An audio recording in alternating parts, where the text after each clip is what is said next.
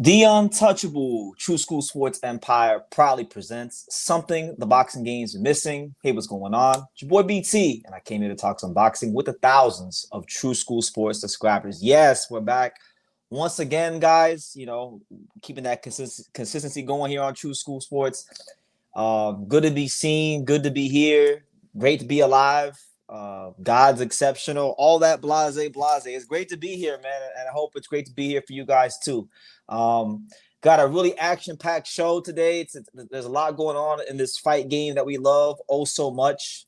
With this whole Ryan Garcia, Conor Benn announcement. You got the promoters working with each other, holding hands, singing "Kumbaya" and all that stuff. So it's a lot to talk about. It's a whole lot to talk about. It's a whole lot to discuss, and I hope you guys are ready for an action-packed 2 hours.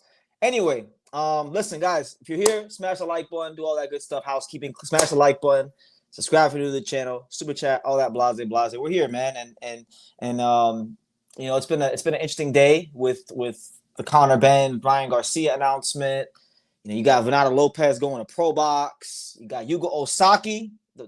I'm telling y'all, the best young fighter from Japan, one of the best young fighters in the world, point blank. Period. He won earlier in the morning, so that I was happy to see that he's getting close to a world title. So, yeah, definitely a lot to discuss. It's a very important day in the sport of boxing. But anyway, let me take some time. I'm gonna let some more people get in here, but let me take some time to acknowledge the fine folks that are already here, making their presence known in the comments. And I see some heavy hitters. I see some notable names in the chat. We got my main man, 50 Graham, Sean Tuttle. Yes, listen to my boy, great guy, one of my best friends in the world, one of the best reporters out there. He says we're here. He says who wins Spence versus Tim Tszyu, BT? I have no idea. I don't know. It's hard to say. Tim Tszyu's never lost in Australia. Earl Spence hasn't fought in 3 years. And I don't want to act I'm that invested in the fight. I haven't really thought too deeply about it.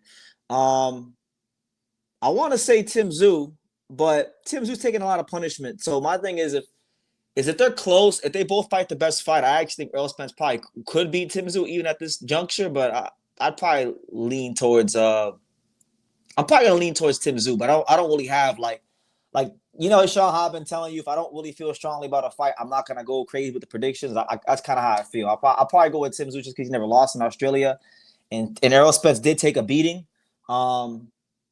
In his last fight 3 years ago, and I do feel that there is something to be said about a fighter mentally checking out of boxing, which is what he did for 3 years, right?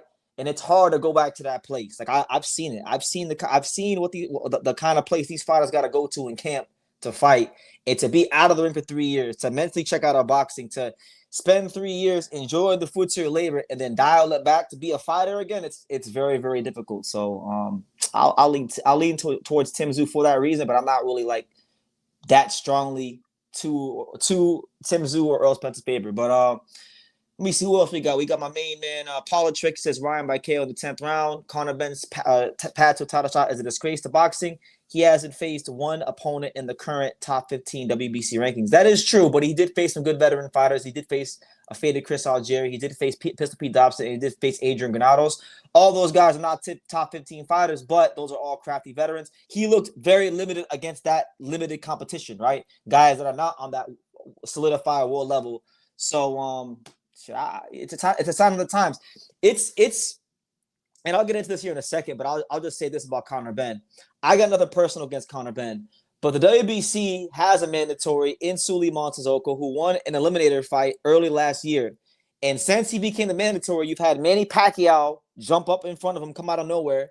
And now Conor Benn, who hasn't fought at the weight class in 4 years, he gets to jump the line again. So, I mean, that'll tell you right there. For all the pro Zuffa boxing apologists, that there's your ammunition you need right there for why we need Zuffa boxing, even though I'm not the biggest Zuffa boxing advocate. But yeah, TSM Harder, good to see you, Chevy says, what's up, BT? Messi's about to win a second World Cup. Yes, he is. And that's cool and all, but more importantly, True School Sports is getting closer to 100,000 subscribers. So that's all that matters more than soccer. But, yeah, I watched the game today. I watched England choke it away. I watched Thomas Tuchel manage them to an L, act like a loser when it counted. He says, not the Timber shirt. Respect though for still rocking it. Yet, this is what listen. This is one of my favorite boxing T-shirts because I was one of like the 30 people that were there and Sean Littell was there too on the stage with Cameron at the Keith Thurman Fedora Fight Week press conference, and he was throwing these out, and I just happened to catch one. And yet, of course, he didn't get the job done, but it doesn't take away from the fact that this is a badass shirt with a really cool design. So, and I like Keith Thurman. You know, I've always been a huge Keith one-time Thurman fan. So, you know, I'm definitely still gonna go ahead and rock it. Let me see.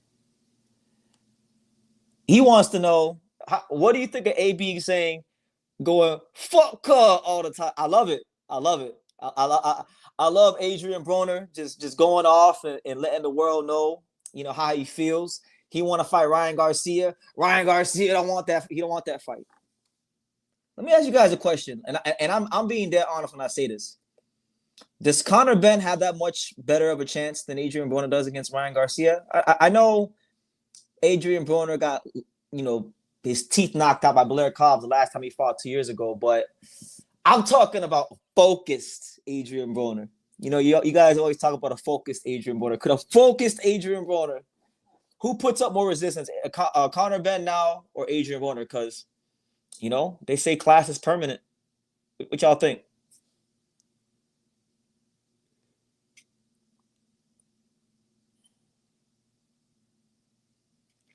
What are my thoughts on Shakur? I mean, my thoughts on Shakur are what they've been. You know, I don't really care about nothing he's talking about until he fight with Shockey Foster. Straight up, you know. That's where I'm at. I don't care about no. I don't care about the Devin Haney fight. A lot of y'all love Shakur versus Haney. I've never really cared for that fight. I don't care for that fight. I really don't think it's that great of a fight. I think the Foster fight all the way around the board is a better fight than the Haney fight. But that might be an unpopular opinion, but that's just my opinion. I think Shakur and Devin are gonna both be. I mean, I feel like both fights could be chess matches, but I think Oshaki would be a little. I think Oshaki Shakur would be a bit more aggressive. I think the buildup would be better. That's what I think. But you know, y'all can go ahead and have the Devin Haney Shakur fight. I'll watch it, but I don't really care for it like that. If I'm being honest with you, but what else we got? Who else we got here? We got yeah, don't touch Kerr. Respect Kerr.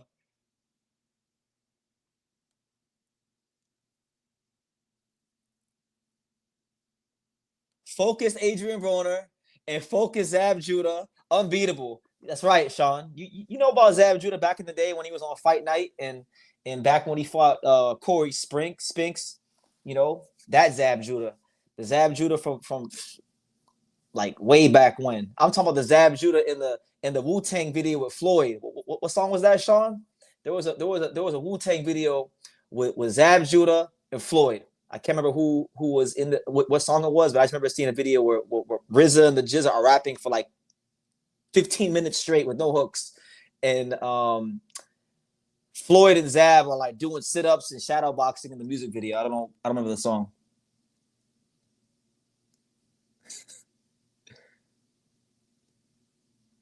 A lot of y'all think Adrian Broner has better chin than Ben. His body reflex or Cook Blair was whooping his ass. I was there. I covered that fight. I covered that fight. I was there when Blair knocked his teeth out. I was there too.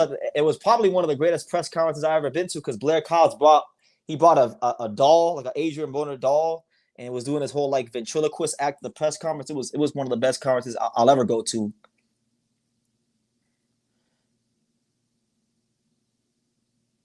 Yeah, shout out to you, Chris. I'm just here, man, keeping it going, keeping you know the momentum going on the channel. 100 rounds. Thank you. Yes, that was the song. 100 rounds. Yes. Floyd and Zab. So that version of Zab Judah, they're not beating him. They're not beating the version of Zab Judah that was doing the road work with Floyd and shadow boxing and the Raekwon 100 rounds music video. They're not doing that. He said 100 rounds by Raekwon. Google didn't know that. Okay, well, I'm glad I got you guys here to refresh me on which song it was. But nonetheless, guys, we're at the 10-minute mark. Make sure you smash the like button. Let's go right into it. Let's not waste no more time. Let's get right into it because the big news in boxing today is that Ryan Garcia and Conor Benn has officially been announced. You can mark your calendars as follows: September the 12th. Both fighters will be fighting in Las Vegas. The WBC title is on the line. Whether you think it's just or unjust, it will be on the line. And this is an important moment for the sport of boxing because we are in this. You could call it a new world order of boxing promotions or a Monday Night War boxing promotions, but it's either way, things are changing in the sport of boxing. You got Oscar De La Hoya, who has been doing a whole lot of flapping his gums about Zuffa Boxing and Dana White. Went to Capitol Hill to fight on boxing's behalf against Zuffa Boxing Dana White, and here he is working with Zuffa Boxing and Dana White for the first time as he matches his guy Ryan Garcia versus Conor Benn. Now, the fight itself, I don't really care for the fight itself. I don't think it's that great of a fight. Let's be real about Conor Benn. He's exciting, he's fun, but he's very limited. I mean, the fights with Conor Benn I always point to that shows that he's not world level are Adrian Granado's fight and the Pete Dobson fight. But, by the way, Adrian Granados and Pete Dobson are both friends of mine. I'm cool with both guys, but I'm not unrealistic about them. Like, these guys are not solidified world level guys. They weren't at 147 pounds, and Conor Benn showed how limited he was in both fights. Separating himself against those guys, right? And then you've seen it.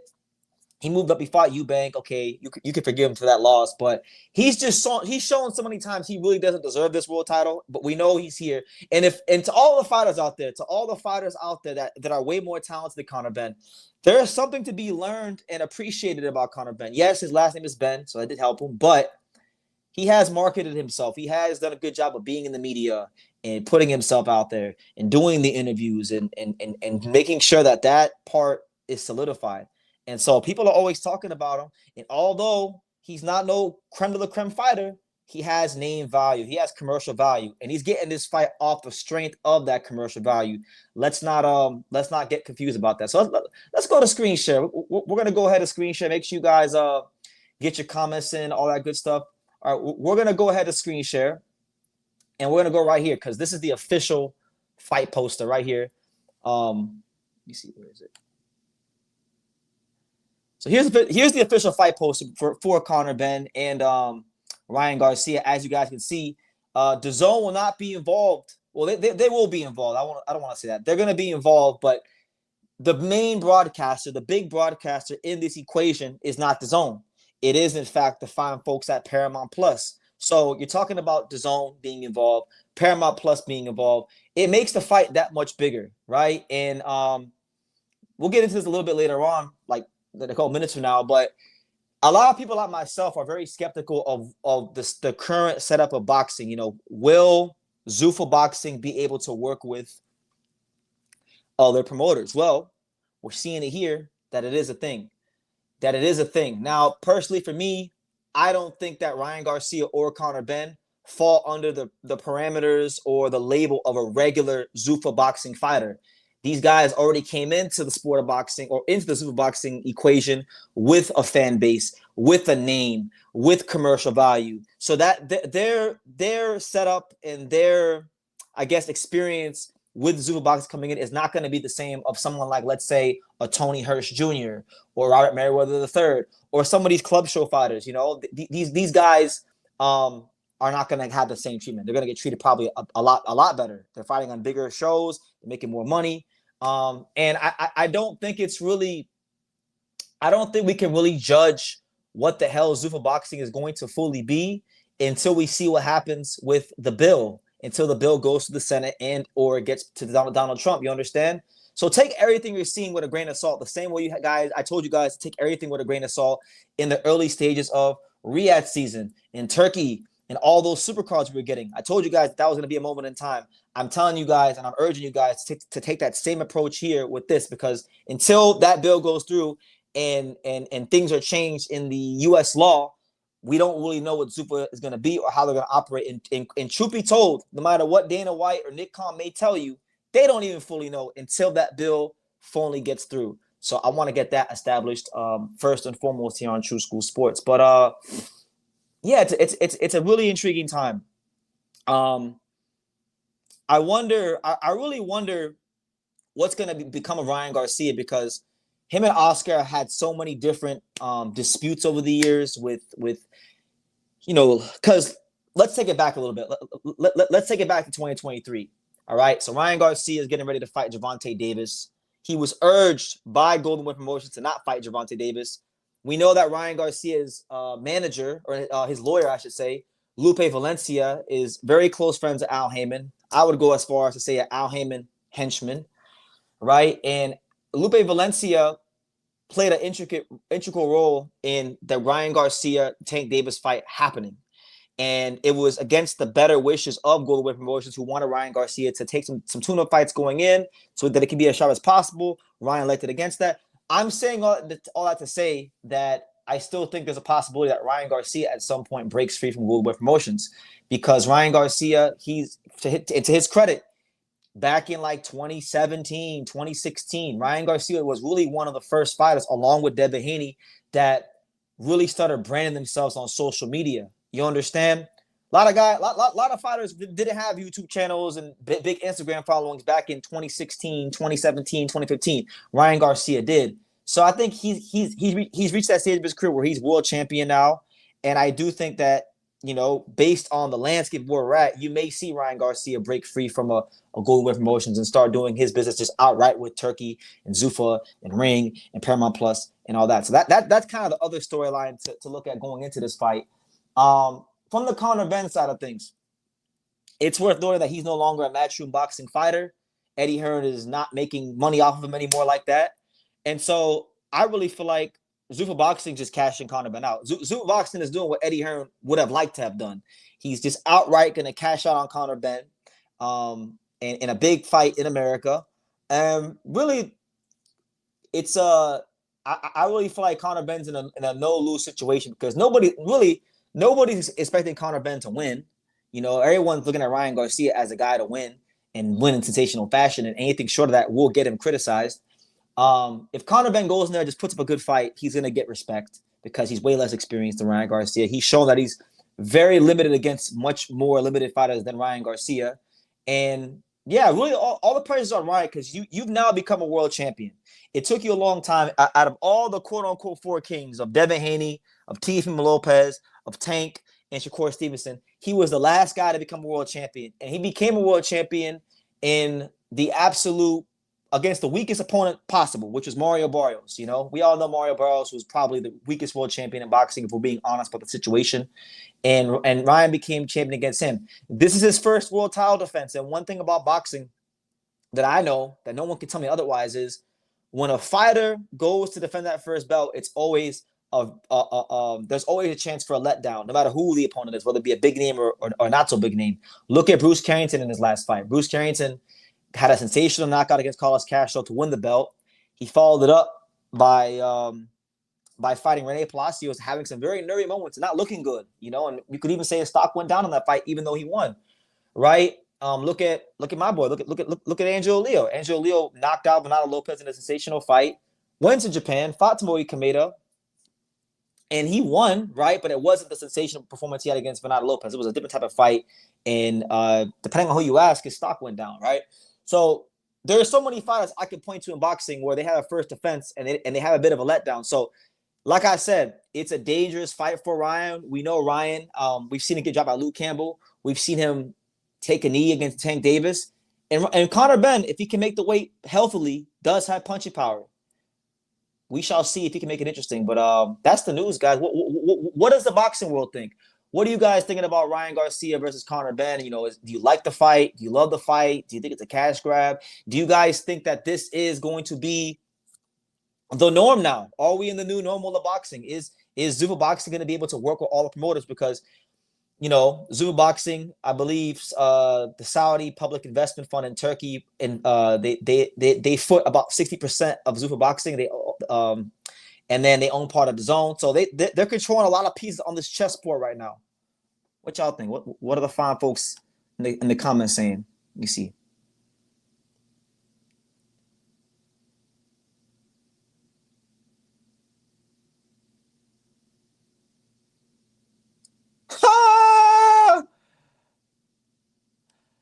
Sean said, man, maybe we need to just be boisterous dumbasses and stream even though we're older than our 30s now.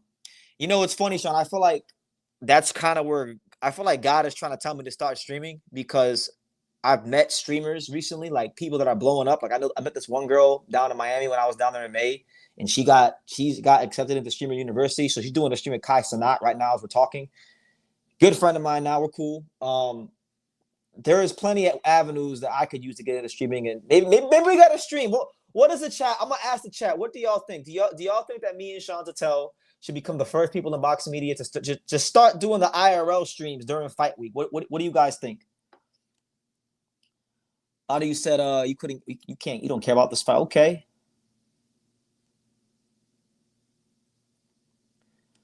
Ryan Garcia, Ryan Garcia looked much less than world level several times during his career. I agree. That's what I'm saying. Both these guys are super inconsistent. Both these guys really. I hate to say it because I don't want to sound like some sort of hater. I actually like Ryan Garcia. I'm on record saying, and Sean can vouch for me because I said this to him back in 2022 when we were in San Diego when Ryan Garcia did his media workout at Bound Boxing Academy for the Emmanuel Tego fight. It was his first fight with Joe Goosen. And I remember I told Sean and I came on here and I said that Ryan Garcia is one of the most naturally talented fighters that I've ever seen in the gym. And I stand by that.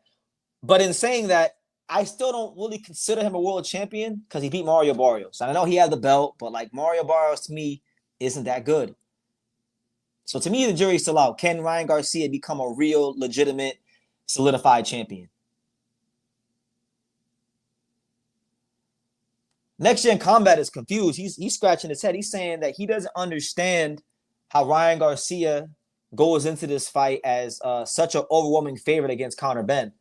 He lost to Rolly. He feels like they're both on the same level. So shit, I don't blame you, champ. I don't blame you. Sean says so. A lot of you guys are saying yes. A lot of you guys want me and Sean to do the IRL streams during fight week because nobody in boxing media is doing it. I've been thinking about this for a while, and then I've been meeting a lot of people in the streaming community. I met influencers in Cleveland. I met influencers when I was down in Miami back in May. I feel like God is telling me, BT, start streaming. You know, I've had fighters that I know tell me I got to start streaming. So we may have to do it for one of these fights. I just got to learn the whole thing about streaming because it's different. It's a lot different than how I stream here. But Sean said, "Bring me along with you, bro. You're the fly Florida dude. I'm just a stale." No, Sean, don't puff my ego up. You got sauce, man. I mean, I don't want to repeat what he said, but you remember what Shakur said to you? You remember what Shakur was telling you about the defense and how and what he was telling you? You from Brooklyn, man. You from Bensonhurst. It's not true, man. There's two different types of white guys. There's like there's the regular white guys, and then there's like the soul brothers. You're like a soul brother. You're like a Bob Ross type of white guy. Like you got some soul. It's different. Like a Caleb Plant.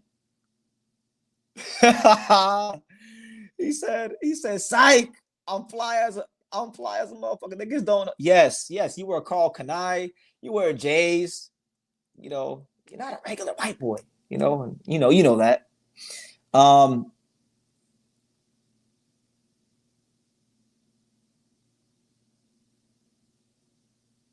Anyway, I don't have any crazy extended thoughts on Ryan Garcia versus Conor Benn. I mean, I really do feel like it's a lot of privilege in this fight. It's a lot of privilege in terms of Ryan Garcia's clout and the social media following he's built, which, by the way, is hard work, and he does deserve credit for that because that is energy and that is time and that does require creativity, right? So he gets his credit for that. But you didn't really earn the chance to be champion, in my opinion. I don't think he should really be the champion right now. Suleiman Sissoko still deserves a shot. I know, PT, you're going to say, BT, who the fuck is Suleiman Sissoko? I'm going to say he's a WBC mandatory, which I'm consistent about with every sanctioning body in every weight class. I'm very consistent about the mandatory challengers. So, I don't look at him as a real world champion yet. To use Sean's word, during that fight week, it was very transactional, him and Barrios. And then Conor Benn hasn't competed in the weight class in 4 years, and he's really here just because of his name value and who his dad was. And I hate to say that, but it's just the God's honest truth. And if anybody has a problem with it, listen, I don't care. I don't really care. I'm to the point of boxing, like I don't really care who gets mad about anything anymore. Even fighters that I'm cool with, I don't care if they get mad about things when I say I don't care about nothing. I've just detached from unless it's like my family or certain things in life, I don't really care. Like we're gonna say what we gotta say here, and if you don't like it, go kick rocks. You know. His social media don't got nothing to do with him knocking dudes' heads off. Ryan Garcia, it does actually. Like he's a talented fighter, but like let's not kid ourselves. Like I'm not. I like Ryan Garcia. He's actually low, quiet as he's probably one of my favorite fighters. If I'm being honest with you, but let's not kid ourselves. Ryan Garcia, part of the reason, a big part of the reason why he got the title shot against Barrios had nothing to do with what he was doing in the ring and everything to do with who he was outside of it. Let's just be real. He was the first fighter, at least of this crop. I know Oscar Valdez had a Gatorade endorsement deal for a little bit of time. Ryan Garcia had a big Gatorade endorsement deal. Like his reach stretches beyond boxing. And don't tell me that the WBC doesn't look at that and say, you know what, 3% of a Ryan Garcia fight is a lot more, exponentially a lot more than 3% of Suleiman fucking Sissoko. You know, that's just the truth.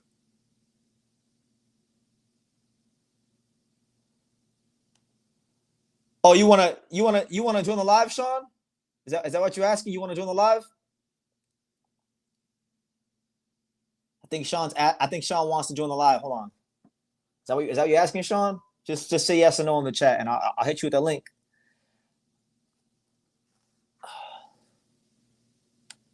Yeah, because this is ridiculous, you know. And I'm sure Sean has some great things to add. You know, we ain't been collabing on his channel, and I'm a yes man. If Sean asks to collab, I always say yes. So if that's what you're asking, Sean, you know, I'll get you the link if you want it. Only Suleiman I know is the big Mauricio, yeah. But there's a guy who's a mandatory named Suleiman, the Frenchman, the black Frenchman, Suleiman Sissoko. You know, I was talking to Virgil Hunter. I remember I was talking to Virgil Hunter last year about this because I was over there in the Bay Area for a little bit of time around this time last year. And he was frustrated. He's frustrated about the fact that, you know, his guy can't get his shot, you know, and I don't blame him.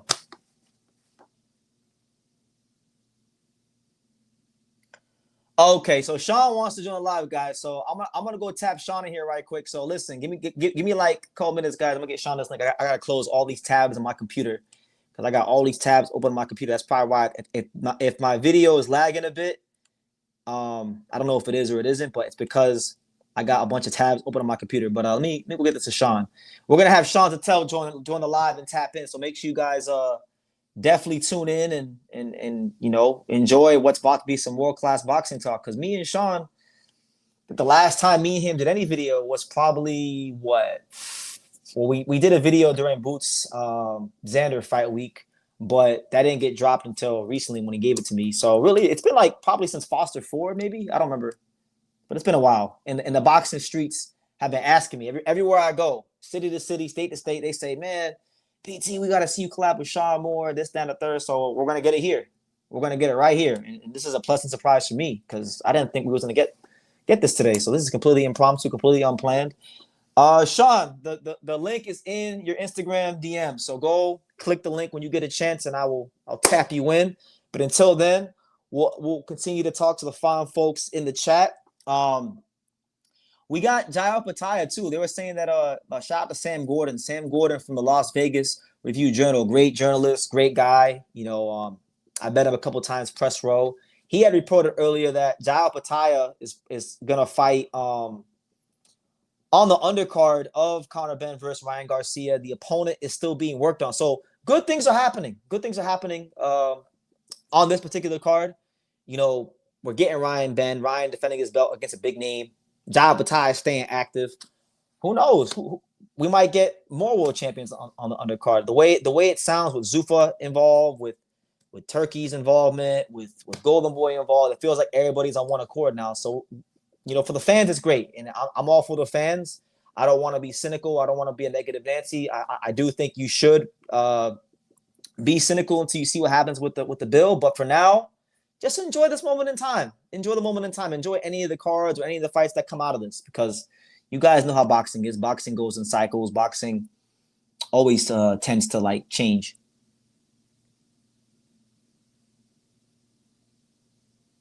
Yeah, he wanna talk his shit. Sean want to talk his shit, so we're waiting for Sean. But y'all get your questions in. Y'all get your questions in. I mean, there's a lot of things I want to hit on, and I guess I'll reserve those things until after Sean gets off the live because I could go tonight. I could go for 3-4 hours tonight. Make sure you guys hit the like button. Yeah, I'm gonna be at this fight for sure. I'm gonna be at all these fights soon. So listen, I'm gonna give you all the itinerary of all the upcoming fights we're gonna be at while we see and wait for Sean. I will be in New York for the Hitchens Berlanga doubleheader Zuffa Boxing. It'll be my first ever Zuffa show I'm attending. I'll be at that fight. From there, I'm gonna come to Vegas. I'll be in town for Zapata versus Roach, right? I will be at what is it? Rolly versus Tio. I will be at this card with Ryan and what's his name? Ryan and Conor Benn. I will be in the UK for Hergovich versus Itama. Everything's already booked for that, so I'll be there for that. What else? There's this pro box card that's happening in San Diego that Venata Lopez is supposed to fight on September the 11th, the day before Benn versus Garcia. I'm gonna try to make it out to that as well. If Angelo Leo happens to be on that card, I'll be out there. I will be there as well. So we got a full plate of just fights we're going to, and I'm looking forward to it. I'm looking very forward to this stretch in my life in the fight game. Shout out to TSM with the 199 super chat. He says Jin would stop the winner of Conor versus Ryan. Listen, I don't think it's out the question.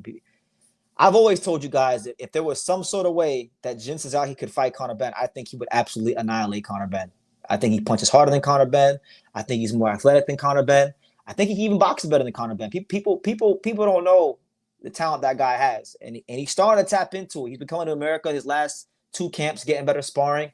I can't tell you guys what happened in all these sparring sessions, but all I can say is that I've been getting some great reports back from multiple people. And based on just even watching him shadow box, he looks like he's improving. Just looking at his shadow boxing, and I've been talking to him, and he's positive about everything. So hell yeah, man. Jin's got a different type of toughness, and it's just about getting smarter. And I do think he's going to be a player in the division as we move forward in 2027. So I mean, Ryan, I think would be a bit of a harder task because Ryan's longer and punches hard. But we've seen unorthodox guys who are willing to let their hands go, like Rolly, beat Ryan. So why couldn't Jin do it? Anyway, thank you, TSM. Hopefully Jin looks good on September 21st. Oh, that's another thing. God willing, I'll be at his fight. That's another fight I'm trying to be at in Japan. Because once he fights and once I go to Japan, I'm gonna do the full 90 days. So I told myself before this year started that I was gonna give my 300% best effort and exhaust every last dollar possible to cover the sport of boxing and see where it takes me. And thus far, it's been going pretty good, and it's gonna get better and better and better as the year progresses. So yeah, man. Next Gen says, he says, keep it a bean. Too. Barrios is coming off a draw, and Ryan was coming off an L and a suspension from the Barrios perspective. That's like a get back fight, but a real fight, kind of like Rolly and Tio. I could see it. It was a bit of a crossroads fight, but like I said, man, the correct word to use, and Sean used it during fight week, was transaction. It was very transactional. It was the boxing industry saying, okay, Mario, you've held the belt, you've made money. We're going to give you the maximum amount of money, but this is all about you handing that belt to Ryan Garcia so that the boxing, the business, the industry, the promoters, the bottom line can profit off of what Ryan Garcia is commercially outside the ring. Because, like I said, when you have the social media following he has and the reach he has outside of boxing, of course, it's going to be a very profitable thing for the sport of boxing to have Ryan Garcia, as a world champion. The same way, no different than it would be for FIFA to have Messi in Argentina in the World Cup. Messi is arguably, you could say him or Ronaldo is the biggest star in the sport. So why not?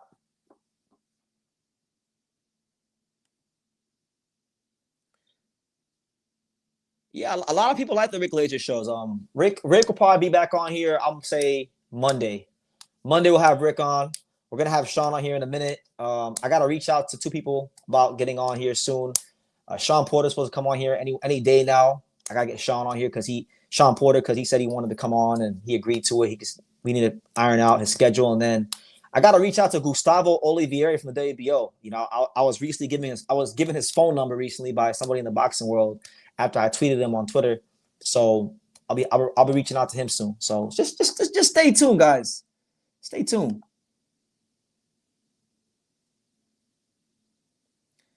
Bill Haney? Shit, why not? I might have to go get Bill Haney on the show. Bill, I haven't talked to Bill. See, when was the last time I talked to Bill? I probably haven't talked to Bill since 2023. Why not? It's been a while. I got love for OG Bill.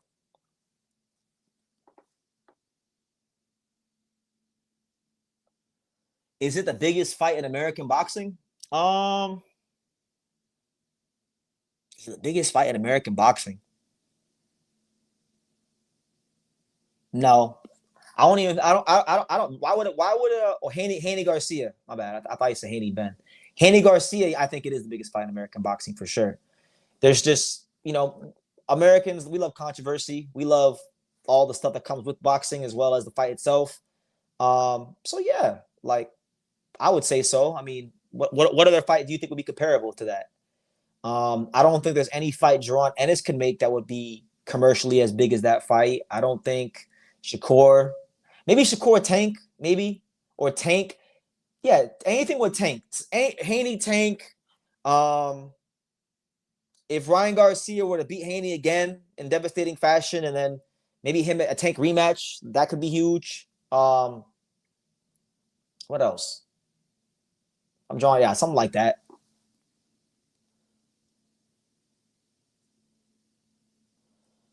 I think it's good for Andy. Andy Cruz is a skillful fighter. His punches were not hurting Ryan Murataya, but I think at 30 it'll be a different story. So, good move for him. It gives him the best chance to become world champion. Boots and Spence. Oh my God. Yeah, it would. It would. I don't want to say it wouldn't because Boots and Spence have big fan bases. I just don't know. I don't know if I could see any fight that doesn't involve Tank being like. I feel like people would like to shit on Gervonta Davis, and like I've seen a lot of channels say he's an afterthought, he's this and he's that. But y'all, a lot of people who say these things about Tank, they don't go to fights. So if you don't go to the damn fights and you don't really see what these guys do in terms of the crowds they command and those kind of things, then you don't really know what you're talking about. Gervonta Davis is still, for good, bad, or indifferent, the biggest star in American boxing. So I just think if we're talking about the biggest fights in American boxing, one way or the other, it's going to involve Gervonta Davis. That's how I feel. You can agree if you disagree if you want to, but yeah, Virgil and Zoo will be a big fight in Texas. I think like that's a big fight in Texas. I don't know if it's a Cowboy Stadium fight, because you got to remember with a lot of the boxing industry or fans, I should say, it's like people move on very quickly. And Spence, while he does have a big core fan base, he hasn't fought in like 3 years, and he's fighting in Australia. So it's like it's been out of sight, out of mind for a while. I got no doubt if they fought that they could set up like the Dickies Arena in Fort Worth or something like that. But Cowboy Stadium, I don't know. Crawford versus Boots, huge fight. That's a fight I feel could possibly be the biggest fight in boxing. That's a huge fight because Crawford hasn't really Crawford's the biggest he's ever been since the Canelo fight. His name is more recognized than it's ever been since the Canelo fight. So people just off the strength of that, he's gonna be more known. Well, he signed with Tito Mercado, and I'm not surprised to hear the news that he signed with that Tito Mercado signed with Salida Promotions, because I have it on good authority that I knew about this 2 weeks ago, because I knew 2 weeks ago, based on people that I know in the business, that he was made an offer by them. Now I don't want to comment too much about Salida Promotions. I have, I got some disdain for them, like for what's going on with Angel Leo and them not paying him and things like that. But I mean, hey, it's his prerogative. It's his choice to do what he feels is right for his career, and if he feels that's right for his career, that's on him. He'll have to live with the successes and or the failures of that.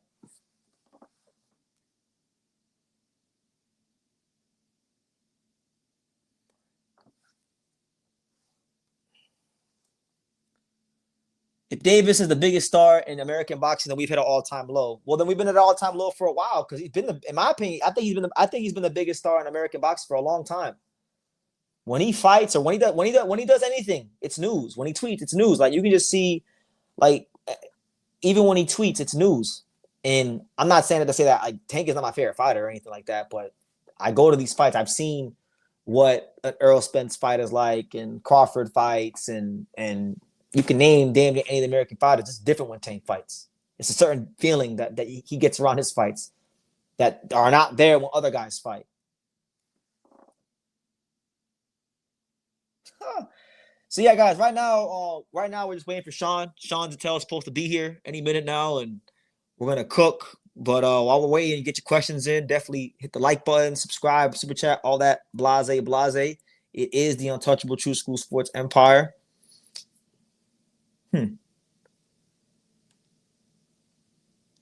He is. I mean, he's benefited from the Floyd Mayweather co-sign back in the day, and knocking out these smaller guys. So I mean, it is what it is. But you guys gotta remember this little bubble that we exist in, this echo chamber that we exist in, that we think is so important. It's very minuscule in terms of the casual boxing fans. A lot of the casual boxing fans, they don't know a lot of these guys that we think are these big stars, but they know Tank.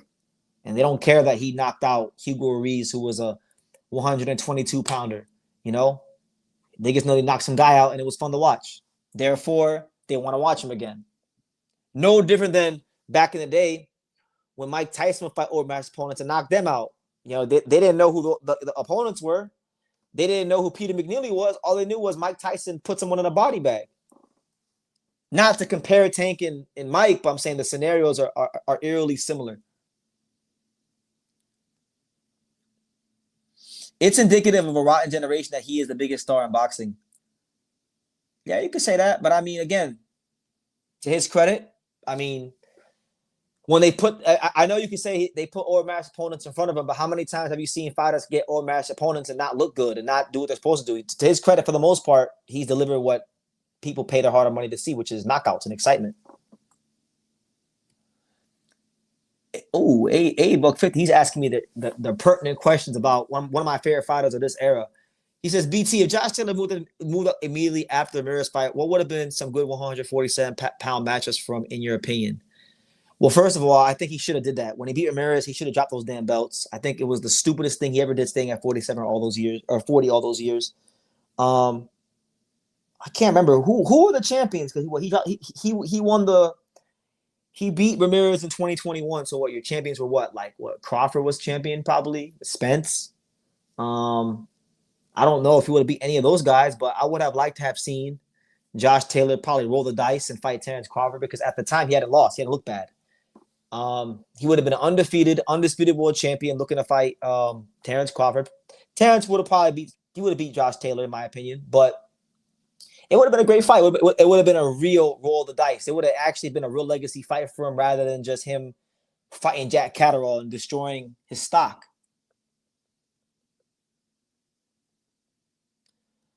I don't agree with that. I don't think UFC's taken over everything, because if that were the case, then why is it that when boxing has big fights, it outdraws if you UFC in attendance, revenue, viewership, everything. It's just that boxing doesn't do the big fights as many times. And really and truthfully, UFC, I don't claim to be no MMA expert, but from what I hear from all my MMA fan friends, they say that UFC ain't giving them the fights they want to see when they want to see them. So they're bringing that business model to boxing. And truth be told, I mean, let's be real. I know Benn versus Garcia is a very Ring Magazine fight. It's as we say here on True School, it's hashtag very Zuffa. You know, it's very Zuffa. It's very Nick Khan. It's very Dana White. But take all the Ring Magazine propaganda aside. Take all the hype that Dana White and that megaphone. Do boxing fans really want to see Ryan Garcia versus Conor Benn? Let's be honest here. We don't want to see that shit. But it's a big event. It's gonna be pushed very, very hard, promoted very, very well. You're gonna have a British television involved, so it's gonna be a big event. But it's a big event. It is a big fight to a degree, but it's not significant, as far as the fight itself. It's more significant for the fact that Golden Boy and Ring are working together. Golden Boy and Dana White are working together, but it's not. It's the matchup itself, based on who these guys actually have proven to be at welterweight. It's not significant. That's just the truth.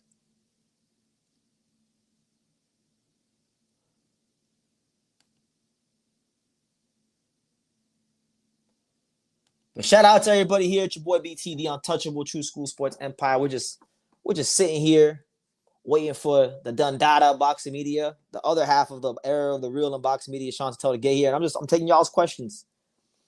I seen I was gonna talk about later on, and I'll probably touch on it more later on. But I seen Venata Lopez sign with Pro Box, and my eyebrows are raised at that one because Venata Lopez hasn't been able to get big fights since Angel Leo knocked him out into the 8th dimension, and the Venata Lopez fight has been there on the table for Rafael Espinoza. He went another direction. The fight has been on the table for Bruce Carrington. He went another direction. So guys have been eager to fight Venata Lopez, even though he got knocked out and he looked at to be damaged goods.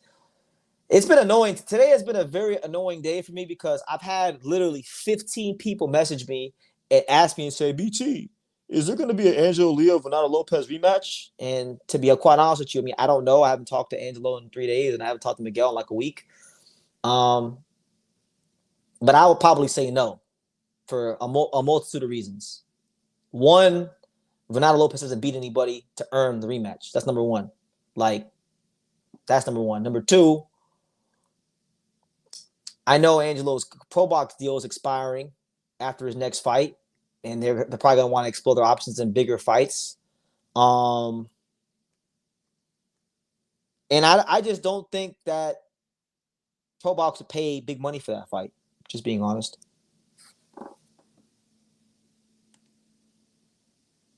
Did you watch Shakur's interview with Ariel and when he asked him, has he signed a contract yet?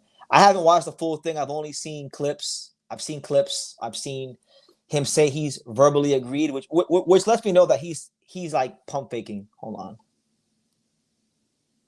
Okay, never mind. He's pump faking. Like, he's still pump faking. If you want to fight and you get a contract presented to you, and I don't know if he's actually had a draft contract presented to him. Only Shakur and Devin themselves know that. But verbal agreements don't mean anything. Anybody can do a verbal agreement. Anybody can say, yes, I want to fight you. But when that paperwork gets passed and you got to read through the contracts and read through the stipulations and all that stuff, that's when we find out if you really want to fight. So I don't put no stock in that. Can a fight be made off just a verbal agreement? No, absolutely not. One thing boxing fans got to understand is that every fight you see at that, especially at that level, or just any level, but especially at that level, every fight is a production. There's promoters involved. There's TV involved. There's revenue splits involved. There's a lot of details that need to be hammered out before you even see the damn fight poster. Okay, I've seen contracts for championship fights. I've read through contracts for championship fights, bout agreements, promotional deals with fighters. So I have an idea what they look like. And to any of you out there, don't ever read a boxing contract because it'll make you not like boxing. But no, the only thing that matters is the paperwork. That's it. That's when the fight is finalized. When the paperwork is signed and when the lawyers and the teams put the signatures on the contract. Everything else is just hearsay, and it's for the media and it's for the boxing fans to talk about.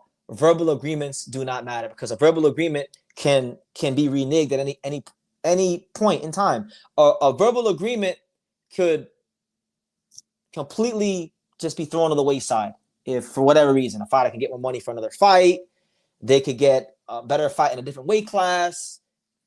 So verbal agreements don't mean shit.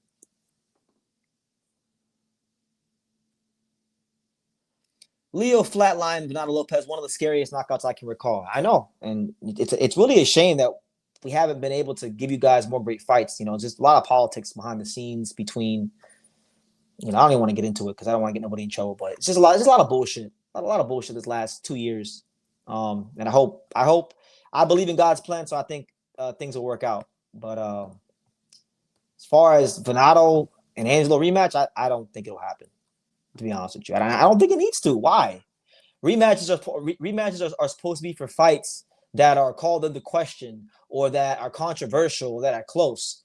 There was no controversy here, and Angelo was beating Bernardo Lopez. So I don't want to hear about nothing. When you win a fight like that, the other guy got to go earn this rematch, and he ain't really earned it.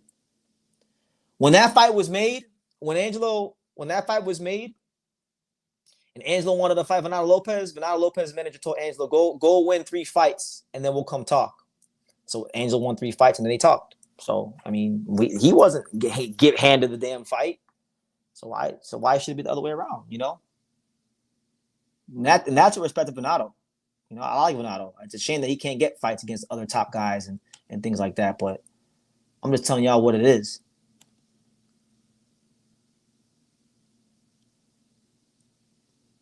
How can Errol Spence beat Tim Tszyu? He's got to push him back. He's got to push him back. He's got to use that volume jab. He's got to use all those things. Otherwise, it ain't gonna work. He's got to use all those things and really just get in his chest, push him back. Because Tim Tszyu can't really fight off his back foot. Neither can Errol Spence really. Like, neither one of these guys are great back foot fighters. I would say Errol Spence is maybe a little bit better at fighting off his back foot, but both these guys have to push you back, and get downhill on you. And that's just what it is.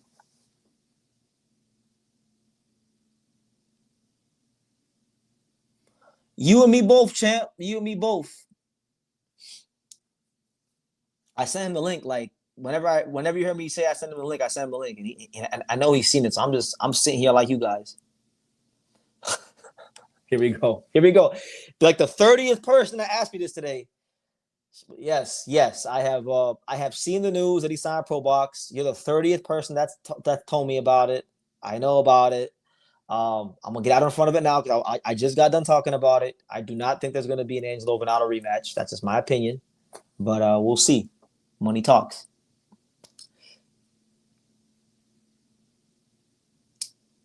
I hope we get to see Kenshiro Taraji. Will you be live for that fight? When is that fight? The 20th? I should be, because I don't go to New York till the 25th, so I'll be home. So yeah, I'll probably live for that fight. Sean says, just showering the kids. I'm here, Sean. I'm here, and the 32 people are here. So whenever you want to jump on, I'll be here. Luckily for you, there's a lot of boxing going on, and I can talk up a storm when it comes to boxing. So waiting for you, champ. Shout out to Sean's 2 lovely kids, by the way. I am the uncle to my main man, 50 grand. Leo, his son. I love his son. Shout out to Leo. No, it's fine. I mean, people just get excited because, the boxing world hasn't seen Bernardo Lopez for a long time. They know that I'm cool with Angelo. So they're going to ask me questions. But, yeah, I saw it. No, I don't think there'll be a rematch. I know Shock want to move up and get the winner of his Peter and Roach, but somebody got to see my boy Jadier Herrera, the WBC Silver Lightweight champ, whether it be Shock or the winner. No one's going to fight him unless they have to, because let's be real. In the grand scheme of things, who is Jadier Herrera? And I'm not trying to downplay him, but I'm just telling you what goes through the mind of these fighters. Who is Jadier Herrera? What kind of money is he going to bring in? All that stuff, And people might say, well, BT, this is why we need Zuffa Boxing, because Zuffa Boxing put up the money, and we'll see. We'll see if that remains to be the case. But I don't know who's going to fight Jadier Herrera. Your guess is as good as mine. We know he wants to fight. He be talking that shit. He talks crazy to everyone. I feel like someone should fight him. Jadier Herrera can punch a little bit, but I don't think he's like this world beater. I think he's very flawed. I think he's very limited. I think you could beat him. If you got a tight defense and can counterpunch, you could beat him. You should be able to beat him. If you're a guy who's a I don't even want to say creme de la creme. Just if you're an above average fighter, you should be beating the Jadier Herreras of the world. And if you can't, then it clearly shows that you're not a creme. You're not gonna have a chance to really be a creme de la creme top shelf fighter. I've watched him fight. I like him. I think he's dangerous. I would have much rather have seen Shakur fight him on short notice than Josh Padley, but that's my take on him. Mr. Miyagi, shout out to you, champ. Good to see you. He says, salute BT. Good morning from the UK. How do you see Ken Shiro versus Israel Gonzalez going? It's an interesting. It's a very intriguing fight because Ken Shiro hasn't been in the ring for a while. He's in a new weight class. He's dealt with a lot of inactivity, so those things are working against him. And he's fighting a guy in Israel Gonzalez who's going to get his 5th world title shot. He's like the Joet Gonzalez of the lower weight classes. This has got to be it for him. So I feel like he's going to come with everything. You know, he's always been a tough out against guys like Benn and Cal Yafai and Ramon Gonzalez through the years. And I feel like Ken Shiro wins on points. I hope so, because I'll be very upset if Ken Shiro don't win. I think Ken Shiro probably wins on points. I don't think he stops him because of the size. But I think he probably hurts him and drops him and wins like a very entertaining workman-like decision.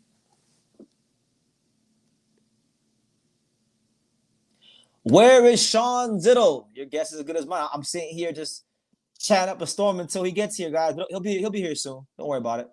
If he told you he's going to be here impromptu like this, it means he wants to really be here. It means something about BT must have excited him to want to come on live like this, because he only comes on live when he gets really excited. So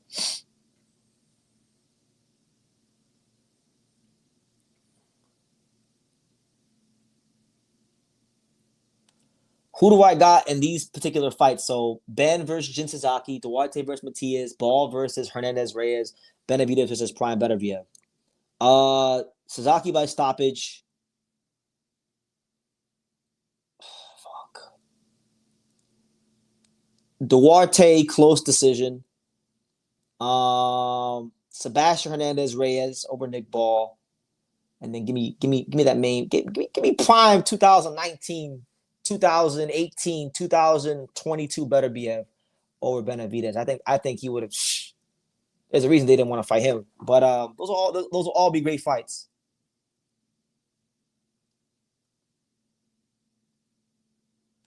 A man right here says, I don't know if you were a fan of the Super 600s, but if they were to come back, what 3 divisions would we like to see the 6 fighters in those divisions? Featherweight, welterweight, and the contenders at light heavyweight. Those would be my 3. And then honorable mention, light flyweight.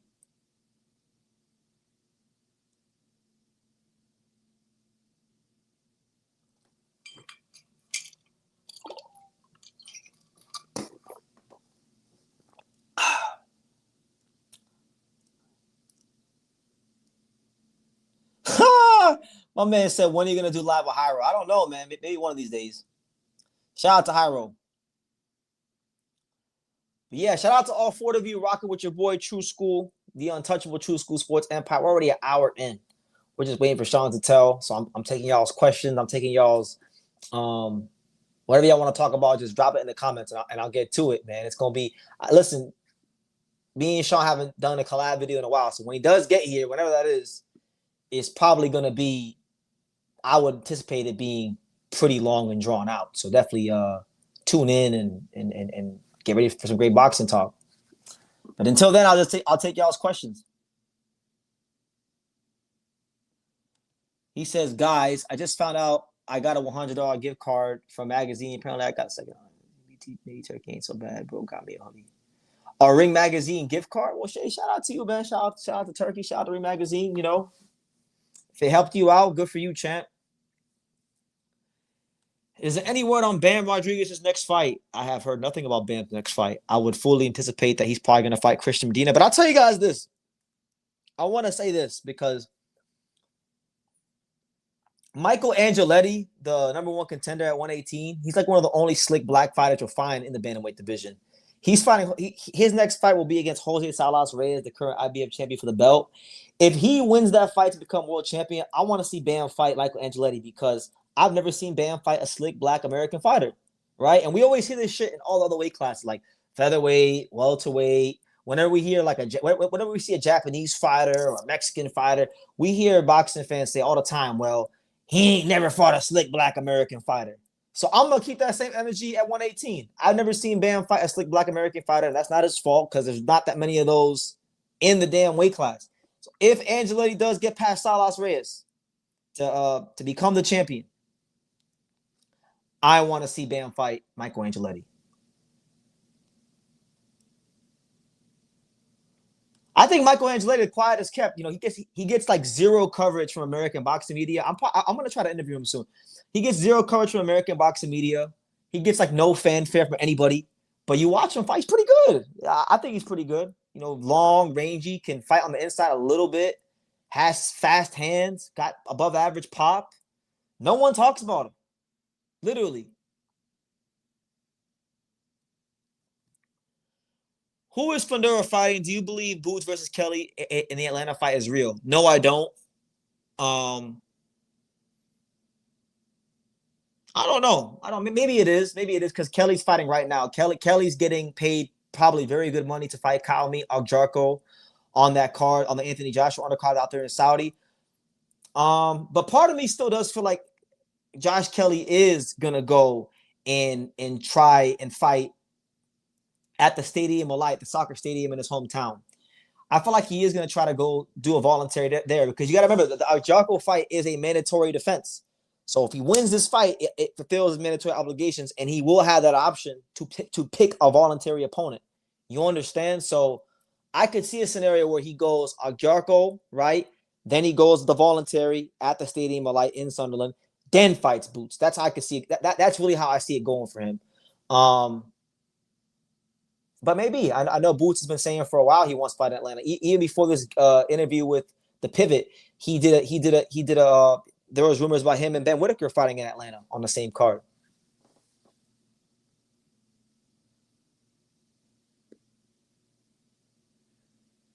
Medina looks tough. He might look really bad in the avoid it in a way. Yeah, I mean he's strong. He's really sturdy. He's a young, in his prime Mexican fighter. So Bam hasn't really fought too many of those. So it's possible maybe Bam doesn't look good in that fight. But I think he should beat Medina pretty routinely from what I've seen. If Booth fights in Atlanta, I'll be there too. Why not? Atlanta ain't too far.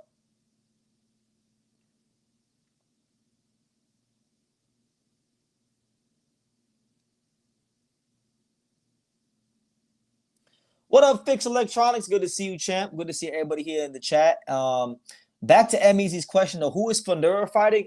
Fundura is gonna fight that Albanian guy, Ermaj Hardy Besh, the sniper. He just became as mandatory by upsetting the I think the guy was French African guy, Bakary Samake, whatever his name is. He beat him. Um, Armaj is a pretty unknown fighter to most of the boxing world, and I only know who he is because, you know, spending so much time in the South Florida boxing scene, he used to spar a lot of guys in the South Florida area because that's where he trains, like Pistol Pete Dobson and things like that. The one time I ever did commentary, like 5 years ago, on a Glenn Johnson Road Warrior promotion show, he was on that card, so I'm very familiar with him. I know his coach and his manager, Donato, very well. He's okay. For the 55th time, somebody asked me, "Did I see that Venado Lopez went to Pro Box?" Yes, I have. For the 55 people that have asked me today, it's just getting annoying today. Everybody's asking me, "Do you see Venado's fighting? It's not pro?" But yes, I seen it. Yes, I don't think you guys realize I have no life. My life is boxing. My life is literally boxing. I don't have kids. I don't have a wife. I don't have none of that. My whole life is literally boxing. So yes, when news comes out, even if I don't make a video about it right away, I always see it. So yes. Do I think Diego Pacheco is stopping Emmanuel Ali? That's a good question. Emmanuel Ali's pretty tough, durable, sturdy. Um, I'm gonna lean towards no, but it seems like Ali has this big chip on his shoulder, so things are getting really aggressive. If he gets out of line, Pacheco probably could stop him, but I'll probably lean towards a no. I think him being with Pacheco now being with Buddy McGirt, he's gonna keep things very long and disciplined. So I'll say Pacheco decision. Might even be a boring fight.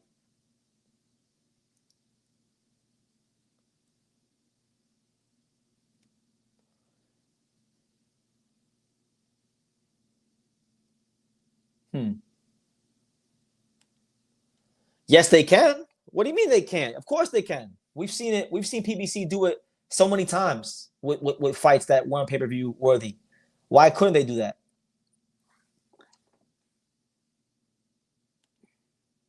So look, let me see. What else we got to talk about in boxing? Because I feel like I'm waiting on Sean for 30, 40 minutes. I'm just, so F it. I'm gonna wait till Sean gets here. I'm gonna run my show like I was just running it before he got here. So I guess one of the things I'll touch on right here is the WBA. The WBA, very interesting title situation because you got Rolly, who is the champion, and Rolly had a mandatory for a long time with Shaka Mgiyashov. He didn't fight him. I asked him about it in December in person. He didn't like that I asked him that question. I was frustrated.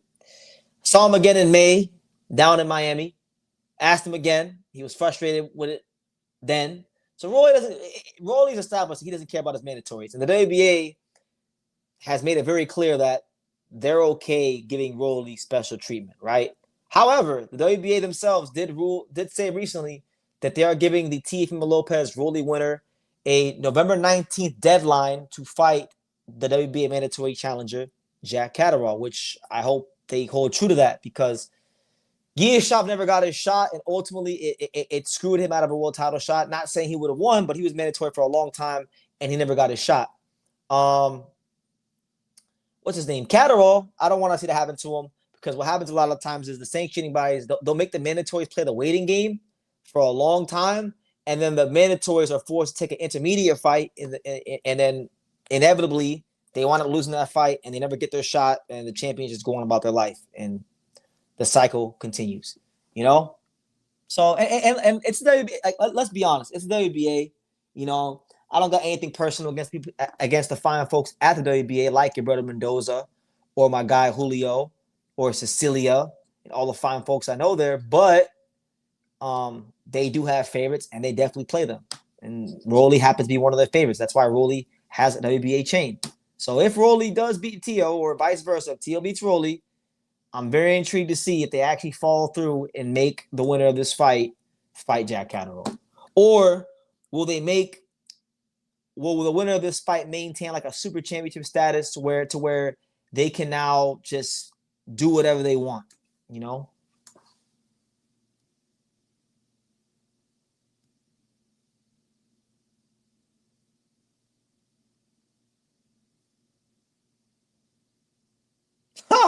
Yeah, I seen that. He's fighting Damian Kimba.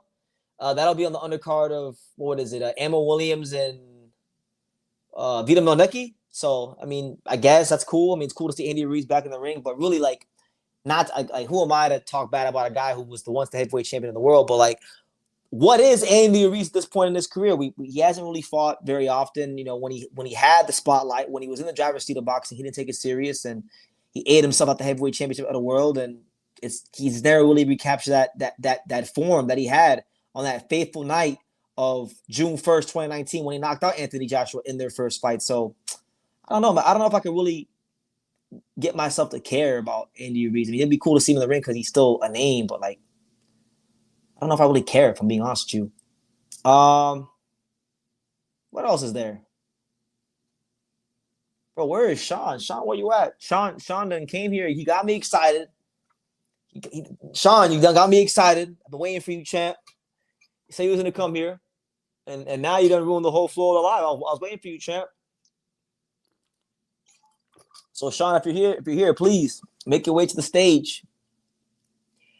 Calling all Teletubbies. Calling all Teletubbies.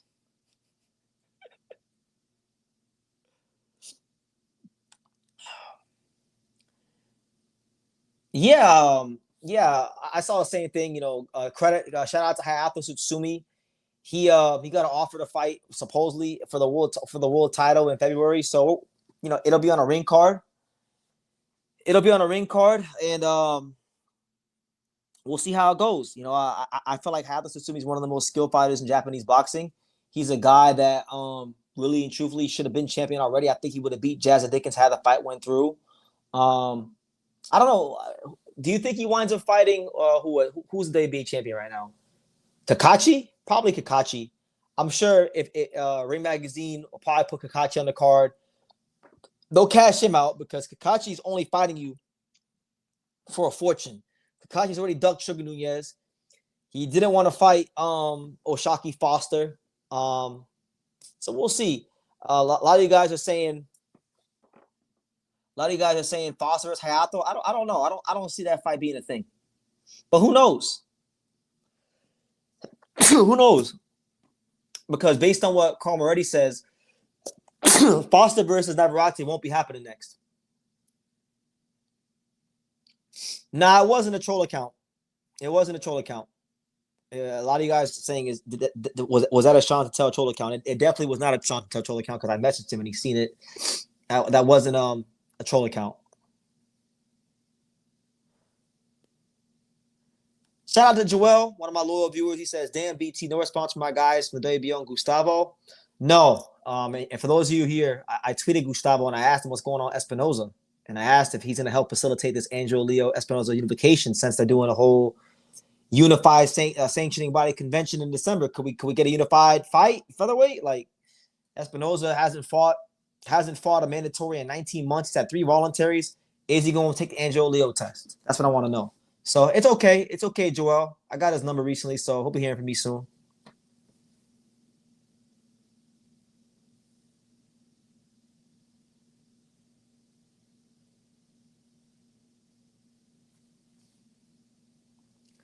Mr. Miyagi says the sanctioning bodies are really the reason I almost stopped watching boxing. I get the business side, but there are more fighters than known names.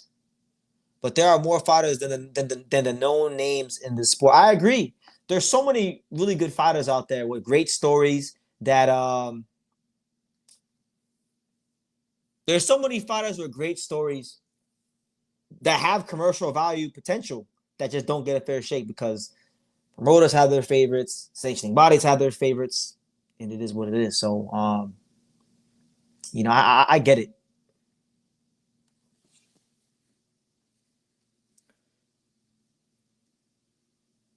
No point asking about Leo, but he should disclose why Espinoza has been without Amanda for over a year.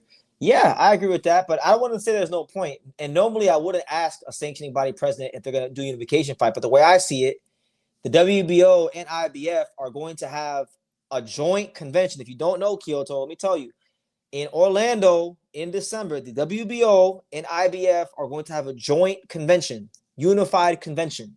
So if you have all this time to stage a unified convention, we better start staging some unified fights. So I think it's a perfectly valid question. You know? Why? There's plenty of points.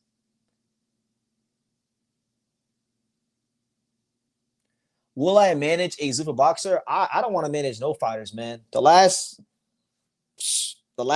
2 years of my life in the fight game beyond just YouTube, dealing with these fighters, and I got love for a lot of these guys, but I'm cool on the managing. They need if certain guys need help, they need another perspective. They want to call me, sure, you can, but like I've reached that point where I'm just like, you know what? Let me just be the reporter. Let me be reporter BT. Let me just be content creator BT. We don't need to do no more than what we got going on right here because it's stressful dealing with these fighters.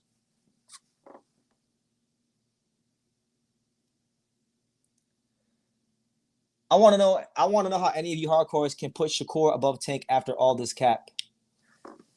I mean, I just personally think Shakur is better than Tank. I think he would win if they fought, but I mean, I want to see them fight. I'm not really into like saying one guy is better than the other. I want to see them fight. I want to see get determined in the ring.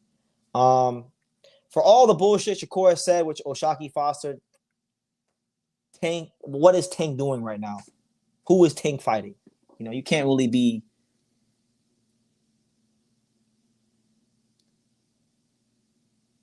Do you think Espinoza would have taken Pierce if he had won? He's super chinny and he can punch a bit. Yeah, but I mean, Lorenzo Parra, if Espinoza is this big scary killer like everybody says, Lorenzo Parra should be a fight that he takes. You understand? You got 3 guys. You got 3 fighters from Japan ranked in the top 5. He's got a Japanese trainer that I'm sure probably knows Mr. Honda. Why can't you do Espinoza versus one of them guys in a voluntary? I don't know. I'm tired of talking about Espinoza because my family taught me growing up, if you don't got nice things to say about people, don't say nothing at all. I'm trying to practice that. I'm trying to not say anything bad about Espinoza because I like Espinoza, but like it's just bullshit. The kind of stuff that he gets passed for in boxing. Can you tell me one thing Shakur does better than Tank? Be careful with the answer. Why do I gotta be careful if I'm telling the truth? He he definitely controls distance better than Tank. That's for sure. Of course he's not more athletic than Tank. He don't punch harder than Tank. You know, defensively speaking, he doesn't slip punches. He takes the half step back, so it's a different way of defense. He uses his feet for defense. He's not an in the pocket defensive fighter. He's a legs defensive fighter. Um, a mobile defensive fighter. But I don't gotta be careful about nothing. I don't know about physics. I don't know about maybe I'm not the most well read on geopolitics, but I know about this fight game. Matchmaking. Not. I don't want to do none of that stuff. I'm good. I used to think I wanted to be a manager. I'm good. I'm good. What I've learned this year is I'm good with where I'm at. I'm really enjoying covering fights.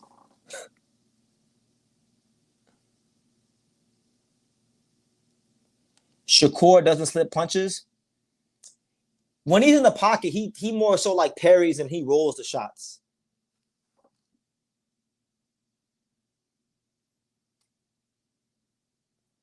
Besides 126, what division do you want to see undisputed the most? 47. 47 or 108 pounds. But I doubt we get that at 108 pounds because that normally doesn't happen. So my only hope is because he's bigger. I have no hope. I don't care who wins that fight. There's no hope. I'm just telling you what I think. I don't have any hope. I don't even have any hope that they ever fight because Shakur is on some bullshit. Tank's on some bullshit. So I don't really have any hope. Either way you cut it up, slicing. I don't have any hope that the fight even happens. But if they fight, Shakur on points. But if Tank knocked him out, I mean, I'm not gonna cry over spilled milk. That'd be cool too.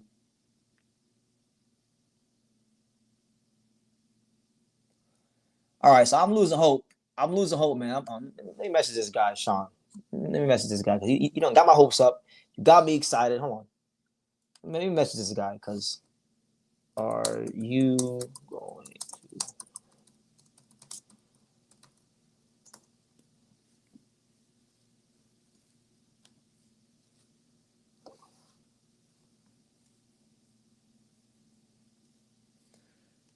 Someone told me that Shakur's weakness is the left hook. Someone who throws that punch at an elite level. The hook?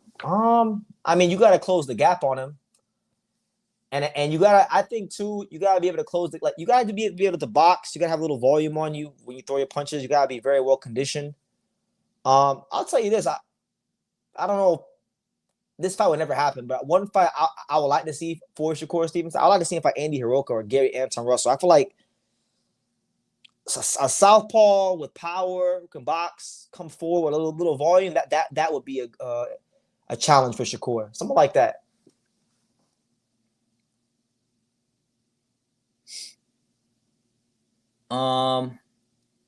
Yoshiki Takei versus Yi Jun Kim. Oh my god, that would I think Yi Jun Kim can knock out Takei.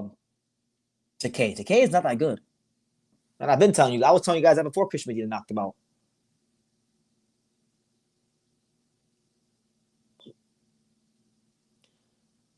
Um, right now Ramon Cardenas has a fight coming up on the August 29th card out there in California at the Galen Center. Um, I've heard rumors about it, but nothing really concrete. I hope they fight. And if they fight, I hope Ramon Cardenas parks Junta Nakatani because I'm tired of Junta Nakatani. I'm tired of how everybody saying that he's this and he's that. I like Junto. I think he's good, but like he shouldn't be on the pound list. And Ring Magazine is overrating him. I'm really developing a low tolerance level for any fighters that just are Ring Magazine ambassadors. Like if you're a Ring Magazine ambassador and they're just posting you all the time, I have a low tolerance level. TSM says that he thinks Makita Nakano would stop Rafael Espinoza if they fought. Uh, I would give him a chance just because to beat Nakano, you got to be able to box, you got to get on your toes, and that's not really Like that's not Espinoza's MO. He wants to trade. He wants to fight. And if you're gonna sit there in front of Nakano and trade and fight, I mean, you guys seen what happened in his last fight against Diamante. Lovato Diamante can box. He is awkward. He does do some really good things in there, but he traded with him, and it was a very short night for him. And I think the same can be true at Espinoza. So, shit, you know what? I never even thought about that fight. I would love to see that fight. If he's gonna pick a voluntary, pick him.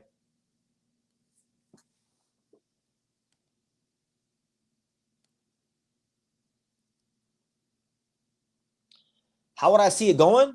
Junto Cardenas? Shit, man. I think if they fought, I like I think Cardenas could park Junto. Honestly, Junto, man, Junto. Ever since Junto started fighting guys that was more close to his size, he don't look like the guy at 118 or 115 or 112. I don't know. I don't believe in Junto like I used to. You know, when I see a fighter get in the biggest fight of his career and he's okay with going the distance and putting his hands in his pocket for 8 rounds rather than risking it all and trying to win the fight because I'm sorry, like he has to win my trust back. And that's one of those fights where he could win my trust back. That fight or the Sebastian Hernandez Reyes rematch. That's what he's got to do. And if he ain't doing none of that, then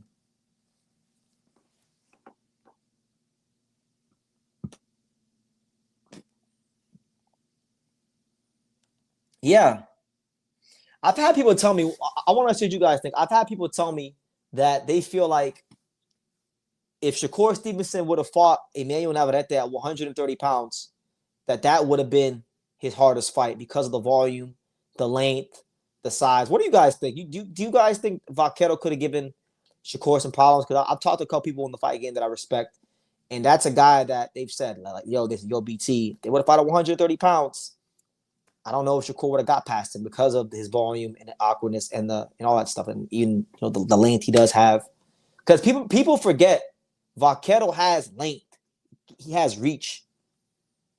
They think of him as a Mexican pressure fighter, but they forget how long he is and how he can box. Or not how he can box, but just where it's coming from. A lot of y'all saying nope.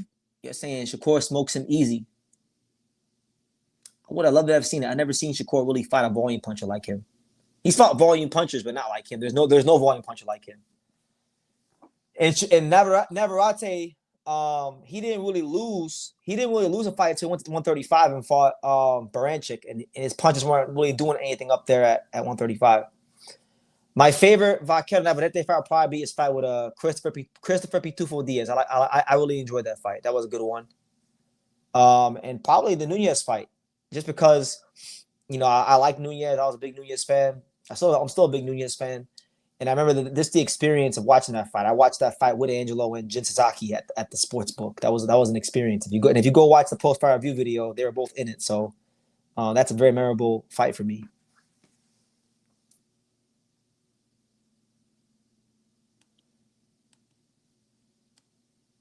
Man, I can't believe it, guys. My own best friend on big time me. Sean Tatel on big. That's crazy. That's crazy. He's probably just busy with his family, but sucks. What we're gonna do? Shit. What else can we talk about? Y'all, did you guys see that the Earl Spence so him and Tim Tszyu and Earl Spence, they were supposed to fight. They were slated to fight at 158 pounds, a catchweight fight. Um, obviously, it's a non-title fight. You understand? Errol Spence requested the fight to be bumped up 2 more pounds to fight Vaquero.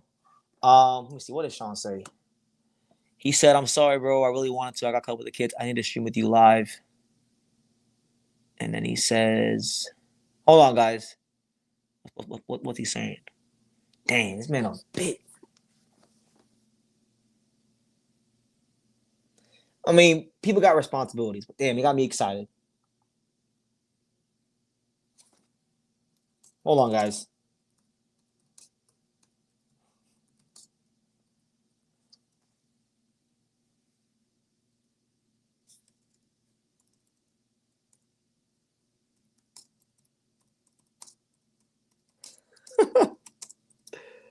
Hold on, I'm sorry, guys.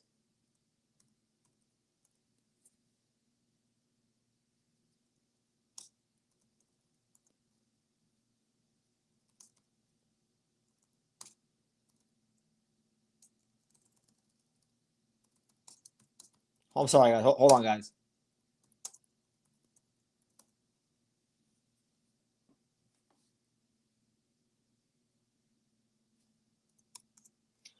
All right, so false alarm, guys. False alarm. Apparently, there will be no Sean to tell the live because he has daddy duties to tend to. That kind of sucks.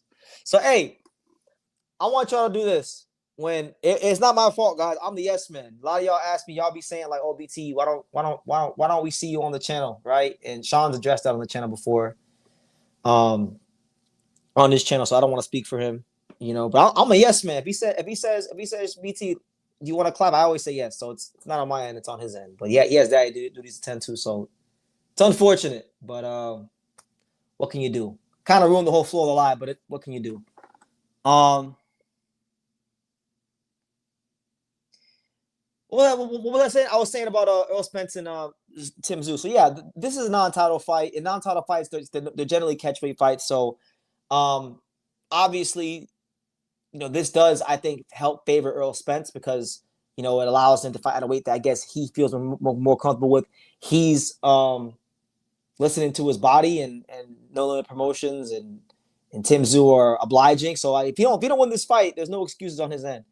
But if Errol Spence wins now, I mean, is Errol Spence a middleweight? Does it open up a possibility for a Erislandy Lara title shot? I mean, I got so many questions now because I mean, this fight wasn't at 154; it was already at basically the middleweight anyway, technically, because if you come in at 158, you're just beneath the middleweight limit. So now you can fight at the full middleweight limit, and it's gonna be what it's gonna be. But really, really interesting stuff.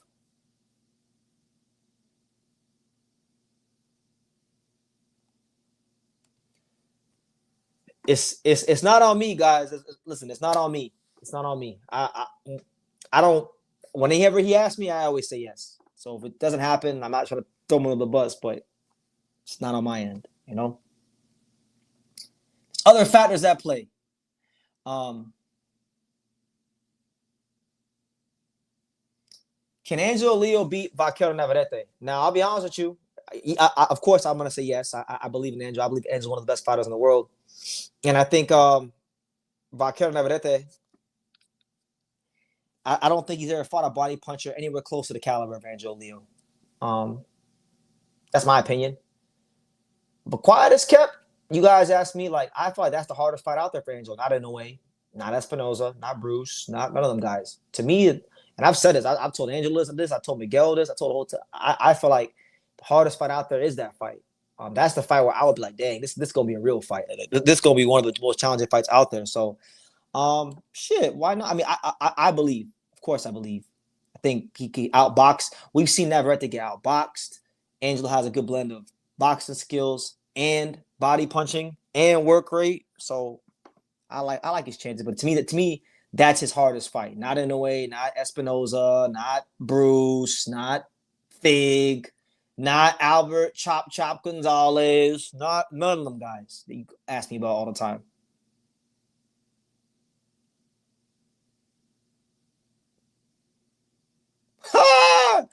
Afro Jam says if Earl Spence was really listening to his body, he would just retire. He's listening to Al Heyman. You think Al Heyman just dragged him out of retirement and said, go to Australia? I think Earl probably could have just chilled the rest of his life. I think he'd come back because he probably wants to fight, but he just can't fight under the same circumstances that he used to fight with. Now PBC don't got as many dates. The budget ain't as big as it used to be. You understand?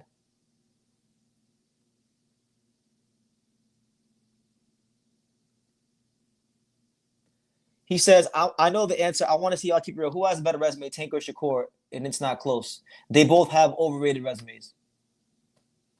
Both of them. Who would you say is Shakur's best win? Would you say it's what? Zepeda? Would you say it's Oscar Valdez? Who's Tank's best win? I mean, Tank's best win is Ryan Garcia. Okay, cool. But I mean, we know what the circumstances were going into the fight. Like that's just calling it real. He fought Barrios.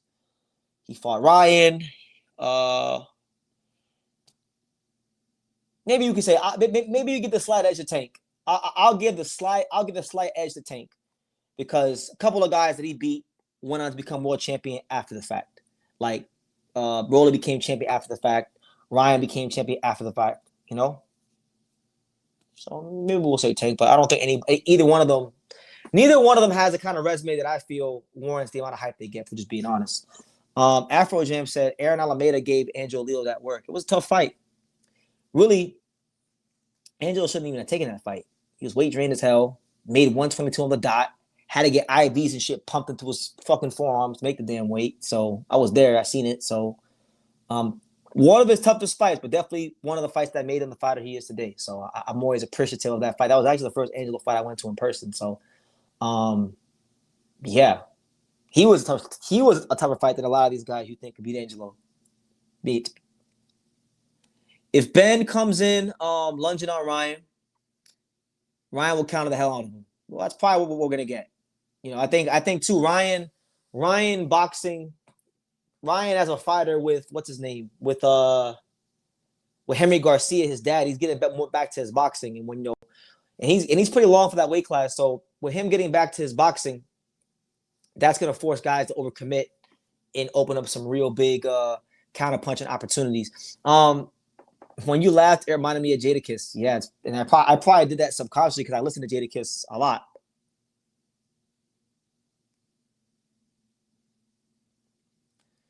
Shakur's best win is Tio. Most fun was Cepeda. That's right. I keep forgetting about the Tio fight. The Tio fight was such a whatever fight. I mean, it was a great performance. Tio's a fantastic fighter, but like, wasn't no fight that I remember that well. Yeah, it was Tio.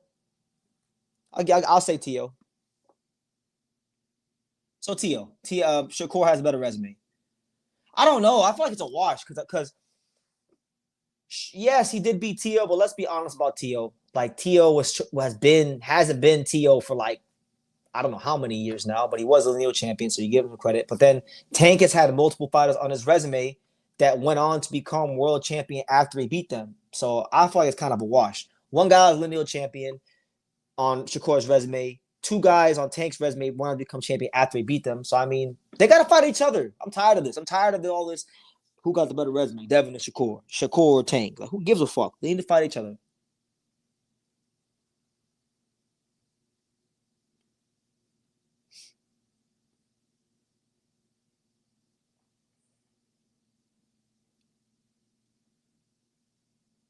Jose Pedraza as Tank's best win? Um, it's debatable. A lot of people like to say that. I don't know if I agree with that. Pedraza had a fight right before that. I don't know. It might have been that fight right before or two fights before that. But he had a fight pretty close to that Tank fight where he fought Edner Cherry on PBC Tuesday, toe-to-toe Tuesdays. And Edner Cherry was faded. He was like a older, more advanced version of himself. He had fought Tim Bradley back in the day and lost to him. I thought Pedraza lost to Edner Cherry, quiet as kept. So, I mean, he probably shouldn't even have had the belt, for being honest.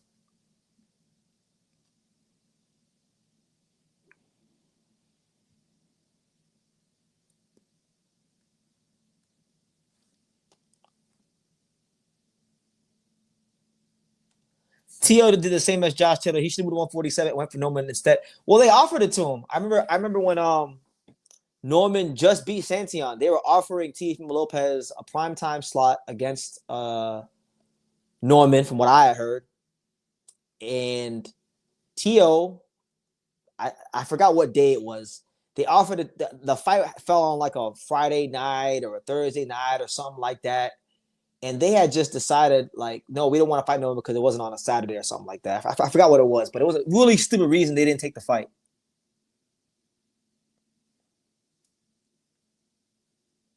And who knows? He might have beat Brian Norman. I still want to see Tio versus Brian Norman. I'm holding out that that's one of the fights we get at 147. If Tio is to be successful against Rolly,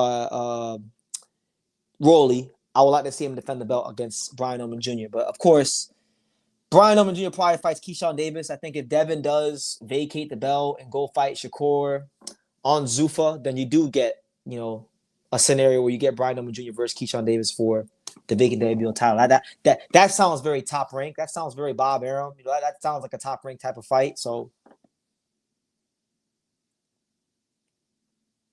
but shout out to all y'all here at your boy BT, the Untouchable True School Sports Empire. Thank you guys for rock with me here on the live. You know, it's been an eventful day in boxing, and I'm happy to be here. I'm appreciative to be here. Yeah, it's kind of been it's been an interesting live.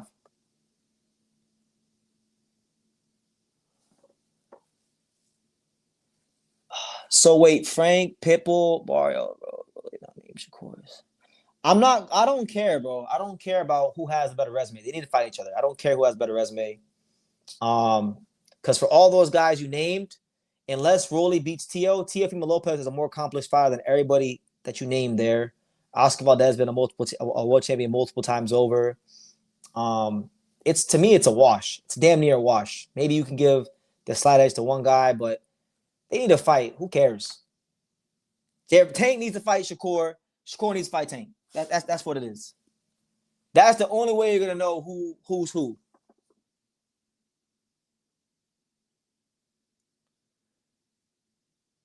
Oh, it's a great fight. It's a great fight, and it gives both fighters a chance to really establish themselves in the 147 division, or in Brian Norman's case, reestablish himself, because Keyshawn Davis will probably go into that fight as a favorite. You know, he's an Olympian. You know, really good boxer, hard puncher, all that stuff. And you beat him, and boom, now you back in business by dethroning the businessman.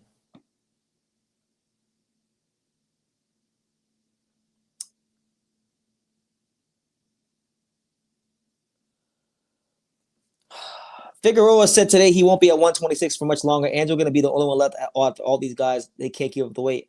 I mean, Espinoza move any day now. Bruce will move any day now. And I don't want that to happen. Like, I want to make it very clear. I don't want that to happen. I want Angelo to fight these guys. But like I said, the politics of boxing, you gotta stop getting in the way of it.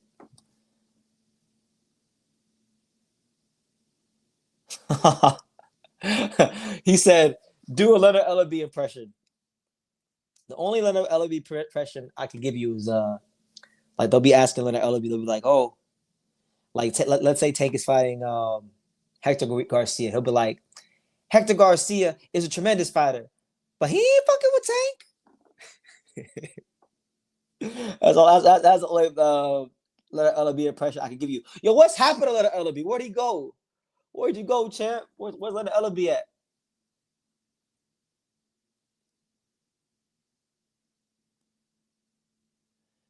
Hyro, shout out to Hyro, champ. Good to see you. He says Brian Norman Jr. loses to Keyshawn Davis. It's possible, but don't let your boy Keyshawn get clipped. Don't let him get clipped. I seen him dance against Nahir Albright. I know for a fact he'll electric slide against Brian Norman Jr. He get hit the wrong way.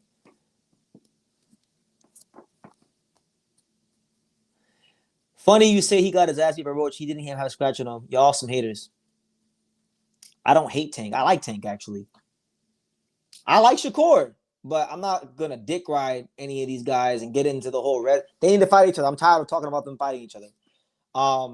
He lost to Lamont Roach, by the way. He was lucky to get out of there with a draw. He need to go. He you talking about, so that's where I will say that's where Shakur has one up on Tank. Shakur has never had a fight where, you know, you could say this guy might have beat him, or was close, or was controversial, and he took a knee and then talked about grease being in his hair. You can't say that for Shakur, but you can say that for Tank. That's just reality. You can choose to live in reality, or you can choose to live in fantasy. The choice is yours, my brother, but choose wisely. They say, nah, do the Schofield impression. He'd be like, he said, Mason is not a threat to us. Kid has mastered all 5 styles of boxing. That's what he says. I like Schofield. I mean, I never had a problem with him. I know a lot of people in the fight game don't like him. I ain't never had a problem with him. He's never done me wrong. So I can't hate him, the guy, or nothing like that. But I can see how people have a problem with him. He's a polarizing figure. Why is Shakur and Devin always bigger than their opponents? So, I mean, I don't know. Y'all can take a guess.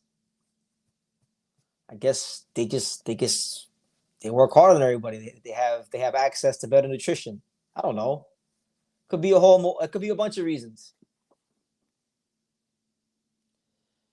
Kyoto says that he wants to see Blair the Flair back, Blair Cobbs back. Well, I do too, and I like Blair. You know, even though he unfollowed me on Instagram for some reason, I don't know why, but that happens. I still do consider Blair Cobbs a friend of the program because we've had great interactions and done great interviews here on the channel. Um, from what I've heard the reason that Blair Cobbs can't get fights is because Blair Cobbs wants insane amounts of money. He's not being realistic because he feels that beating two faded world champions back to back should command more money than the promoters are willing to give him. So that is what it is.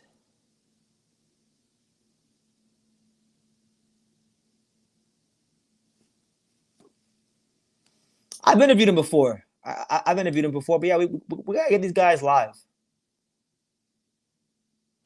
BT, it's about mentality. Terrence Crawford was always more mentally tougher and disciplined than Spence, and it showed in the fight. I can see the same for Shakur and Tank. Shakur just seems more confident. Yeah, a lot of these fighters, man, they have all the talent, all the ability in the world. But quiet is kept. You know, and I ain't gonna say no names, but I know a lot. I know a lot about some of your favorite fighters, guys, and what they really think about themselves, like behind closed doors. And a lot of these fighters really aren't as confident as some of you guys think they are. You know, but yeah, when the bright lights come on and the contracts get the paperwork gets passed to you to fight, confidence and mentality is the biggest thing in boxing. Looking forward to seeing Fulton try to get back on track. He's always been exciting to me. I like Stephen Fulton, but I'm a big Stephen Fulton fan. But I feel like the ship of him is kind of sailed. It's sailed, and really and truthfully, like these guys, like I just don't see the hunger from him. I don't think he's hungry. I think he's made enough money in boxing. I don't think he's ever going to be mentally the same after the Inoue fight. Is the Boo Boo fight coming up soon? Yes, it is. I believe it's like 8 days from now. I think he's fighting on July 24th out there in the Mohegan Sun. I was gonna try to cover that fight. I actually emailed CES Promotions about covering that fight because I figured I'm going to New York. I might as well go to Connecticut and try to go cover that fight. But they never got back to me, so I'm like, okay, F it.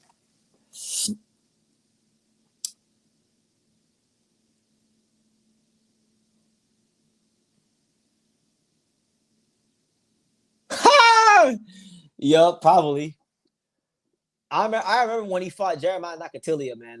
Like everybody talks about the De Los Santos fight, and that's cool. But I remember the Nakatilia fight because I remember the press conference so well. I remember it perfectly. It was the summer of 2021. Shakur was talking about because Nakatilia, I guess he's a cop out there in Africa or wherever he's from. And Shakur got all big and tough, started sticking his chest out. He said, "Oh, he a cop?" And he made it sound like he gonna beat the shit out of him because he was a cop. And he went in there, he got touched a couple times, and he said, "Okay, circle the ring, sweet science, and let's just get our hand raised." You know, so it's possible.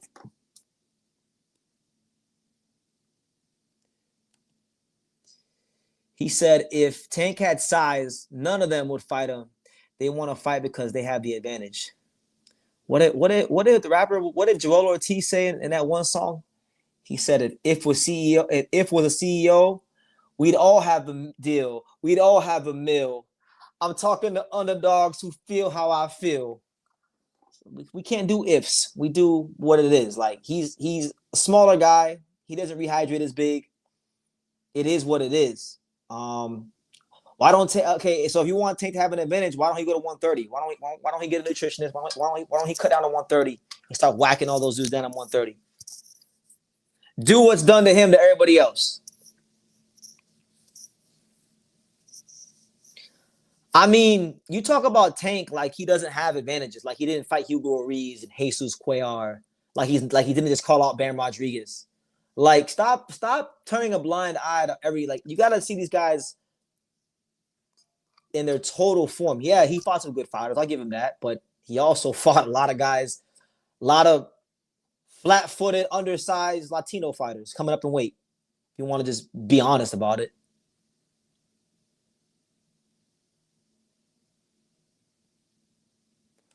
Yeah, if he wins, I mean, that's a fight. That's a fight potentially. Him versus Vaquero. I mean, apparently Vaquero versus Shock Fossil's not a thing anymore. So yeah, it's possible that Suarez gets a shot. He should get a shot. He gave Vaquero a really good fight the first time before all that nonsense happened.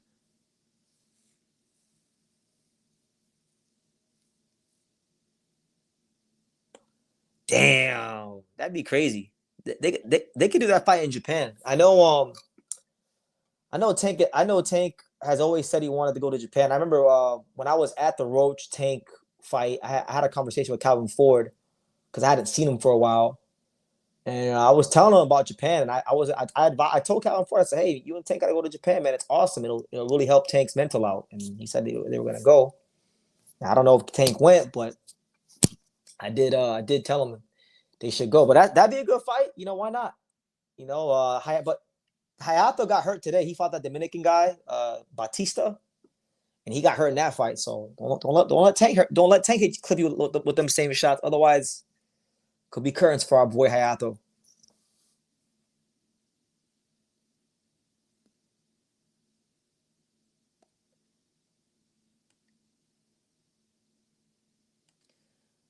I don't know, champ. It's a matter of personal preference. I mean, I'm not sitting here saying Shakur is the most entertaining fighter of the world or anything like that. But I don't know. I thought the Cepeda fight was a good fight. I thought that fight was exciting. You didn't go back and watch the Cepeda fight?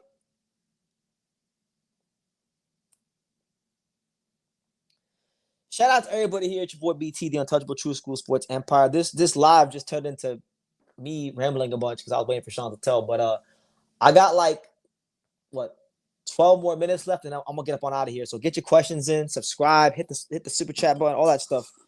We just here keeping it going. I'm not gonna be live tomorrow. I'll be live Friday night. So enjoy your last 12 minutes with me. What's up, Kira? Good to see Kira, good friend of the channel. She says, "Hi BT, hope you're having a good day. I'm having a great day. Anytime I'm alive and I get to go live is a great day. I hope you and the family as well. God bless you guys." Zepeda in Farmer was exciting too. Well, Zepeda in general, Zepeda's an exciting fighter. You're not gonna stick Zepeda in the ring and get a boring fight. That's why I'm really excited to watch fight Lamont Roach. You know, yeah, yeah, Hawker Mustang, Sean. I don't know, man. I feel like Sean is sleeping on me, man.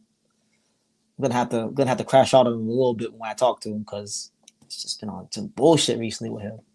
Bunch of bullshit, but I got patience.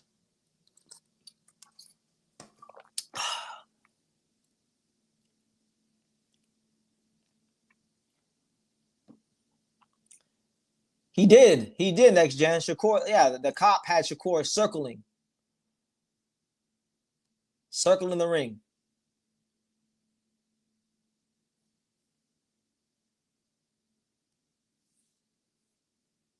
Everyone talks about Cepeda and then shit on Picasso when they literally have the same style. Yeah, Picasso was actually bigger than Cepeda and far younger. Imagine that at 122. And they both get moved the same way. I mean, Picasso didn't really fight anybody too crazy before he fought Inoue. I mean, um, big guy. I think Picasso kind of sucks, to be honest with you. I've never really been high on Alan Picasso, if I'm just being honest.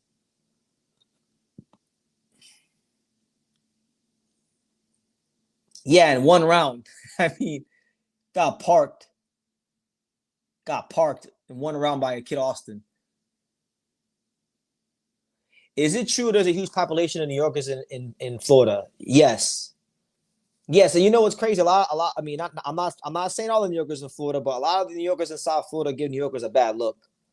It's ridiculous. But yeah, I mean, I know so many people that moved, that migrated. That I don't even want to see migrated. They're refugees from New York because they claim they love New York and New York is so great, but they don't ever want to leave the friendly confines and the tropical bliss of South Florida. So, um, yeah, it's true. Oh, it's true. It's damn true.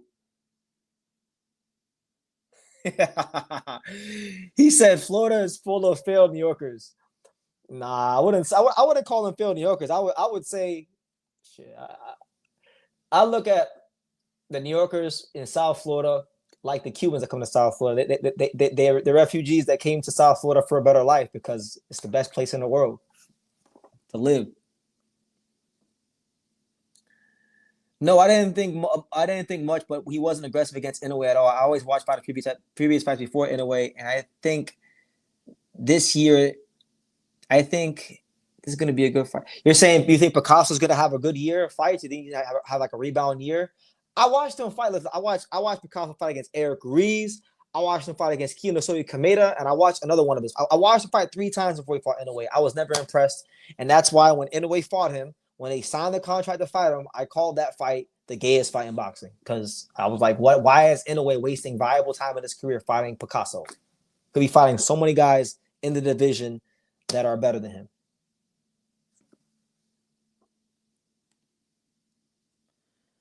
My grandparents had a house in Long Island, New York, and they also had it in Long Island, New York. Hey, shout out to Long Island. I love Long Island. I'll probably be there soon. Isn't South Florida dangerous though? Certain parts. I mean, yeah, I would say certain parts. I actually feel like in some ways it's more dangerous than a lot of parts of America because like the real dangerous parts of America, like let's say like a Chicago, right? Chicago or even like a New York, you gotta like go out of your way to go to like the dangerous parts of those places, right? But not in South Florida. South Florida, you could be in the nicest neighborhood in the world 1 minute, and you go 10 minutes east or 10 minutes west, 5 minutes east, maybe you make one wrong turn, boom, you in the hood, you in the damn Rick Ross, where they have the Rick Ross videos and shit. And you get the illusion that everything is nice because of the palm trees and the glitz and the glam, and then boom, you get set up. I didn't seen it.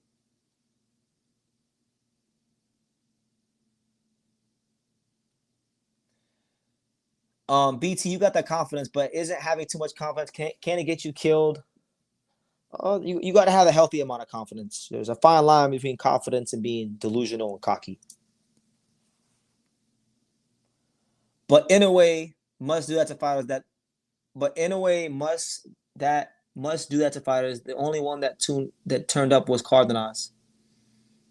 No, but Picasso sucks though. Like I'm sorry. Like I know he was an undefeated, highly ranked fighter, but I watched him fight. I watched him fight Eric Ruiz.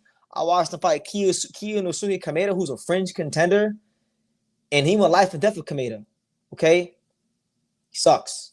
He's bad. Like he's okay. I don't want to say what I'm trying to say is to be on the level of it in a way. Like I just feel like that fight was a waste of time, and I to this day I don't know why he was ranked so high.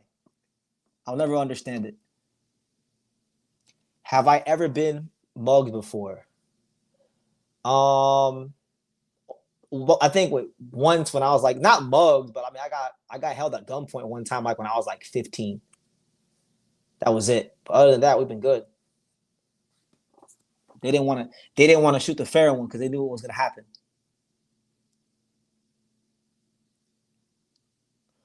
Um, nah, I've been to LA. It's not like LA. LA is more like LA is more like New York than it is South Florida. South Florida is different than everywhere in America.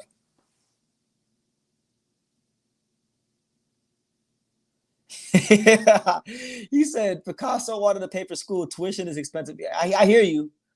I just didn't want to see that fight. But we'll see. Maybe we'll get better. Maybe we'll get better. Maybe he will. Yeah, maybe he'll get better. Maybe he'll be somebody that becomes champion or something like that. Maybe I'm hating. Paulie says that his parents lived in Rochester but had a condo in Deerfield Beach. Shout out to Deerfield Beach. I know all about Deerfield Beach. That's like 15 minutes, 20 minutes from where I grew up. I'm from Dania Beach, so Deerfield Beach, right up the street, right up the road. Well, yeah, because I'm telling you, I've been to Chicago 3 times, and I've been to the hood in Chicago. Um, You have to really go like to go to the hood in Chicago. You gotta really get in the train, and you gotta like you have to take the train like 30, 40 minutes in a certain direction to get to like the bad parts of Chicago. Okay. Like Chicago, the downtown area and all that, the touristy area, oh, it's beautiful. It's one of the best places in America. You'll love Chicago. Chicago is one of my favorite cities in America. I'm talking about gang activity and danger. New York is in the conversation. They have it easy. Well, they gentrified the hell out of New York the last couple of years or decades or so. From what I've been told and from what I've seen, you know, you go to Brooklyn, like where Gleason's gym is, and all they got is matcha shops and shit like that. So, yeah, I would say South Florida's worse in that regard.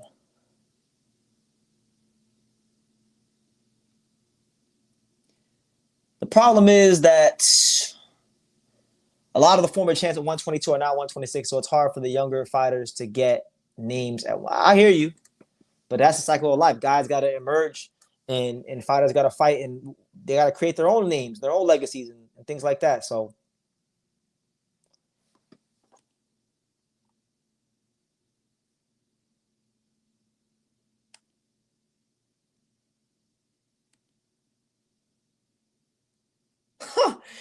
TSM says BT is matcha better in Japan than the US. To me, I've only had matcha like maybe once or twice in the US. I had it in Japan a bunch of times. I think matcha is significantly better in Japan than the US. Um, I mean, it is good here, but I mean, Japan is where they make the matcha. That's where it's from. So of course it's gonna be better. One of my favorite things to get in Japan at like 3 in the morning is I like to go to 7-Eleven and get the matcha 7-Eleven ice cream cone. I can't wait to go back. I'm telling you, I'm like I want to go to Japan already. I should have been in Japan already, and hopefully I'm back in Japan for Jin Suzuki's fight on September 21st. That's what I'm targeting. I'm targeting a September 19th date to get to Japan for the True School 2026 Japan trip. We will get content and get you guys interviews with the biggest and the best names in Japanese boxing. And once I get there, I ain't coming back for 90 days. So that's what it is. Name the top 5 most dangerous places you visited. Oh, North Philadelphia. Let me see. Where was that? Where's the comment? Um, North Philadelphia, East Cleveland, South Side of Chicago, um, Carroll City, or like anywhere where the Haitian drug cartels are in South Florida. So like Carroll City, Liberty City, um, them areas. Let me see. Well, where else? Well, what else could I say? I don't know about 5, but I'll say those are definitely the 4. North Philadelphia, East Cleveland, South Side of Chicago, definitely. What was the fourth one? Whatever the fourth one was, whatever the fourth one was that I said, I'll say those 4. Yeah, those are pretty bad, pretty rough. And I'll probably be visiting. I'll probably be visiting Baltimore sometime in the next 6 to 8 months. That'll be exciting to go visit what they call America's most perfect ghetto. Why am I staying 90 days? I'm staying 90 days because I want to stay 90 days. I want to stay in Japan for 90 days and get content and interview fighters and go to fights. Ever since 2023, as I made it a tradition here on this channel, every year I go to Japan every year, and I really enjoy it. And I'm gonna be going to Japan once a year, every year for the rest of my life. So, this year I stayed for 90 days in late 2024 to early 2025, and that was probably my favorite trip of the 3 trips I made. And I want to do it again. I want more time to interview some of the champions out there and go to more fights and see some of the culture and see some of the parts of Japan I haven't seen yet. Because I want to go to Okinawa and Hiroshima. I have an American friend who moved his whole family out there and opened up a gym out in Hiroshima. I want to go to that gym. I want to go watch sumo wrestling. I want to go, to more of the baseball stadiums. So that's really what it is. He said, especially south side of Chicago, you might get with the Murakami. Yeah, you might. I went to a White Sox game one time. 115 next for Yabuki, 3 division champion soon. Maybe Kensha rematch in the future. Yeah, I mean, if they can make the rematch massive, the trilogy fight massive, then I'm all for it. But I don't think Kensha versus Yabuki makes sense right now, the second. But it can. A big win here, a big win there for either guy. And I think it becomes a massive fight to make for the lighter weight categories and definitely for all of us who love Japanese boxing.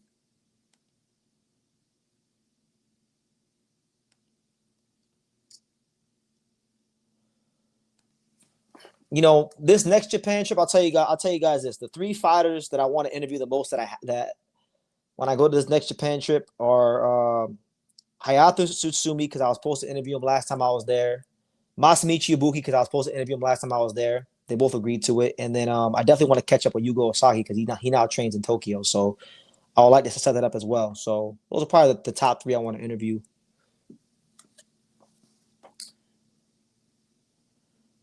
Well, guys, on that note, we have reached the 2 hour mark. I'm going to go ahead and wrap it up. But look, thank you guys for tuning in and showing love and support. Will I also interview Reita Tsutsumi? I'm definitely going to try to and ask. Yeah, I would love to interview Reita Tsutsumi. He's an awesome young fighter.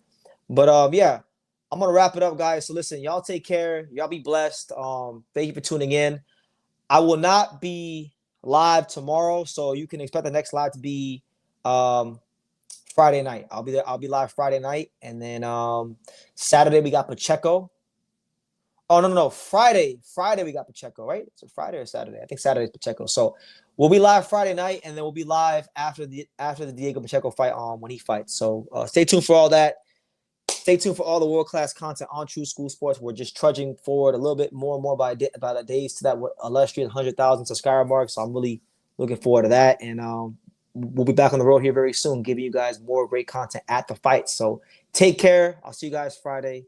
And yeah, see you later.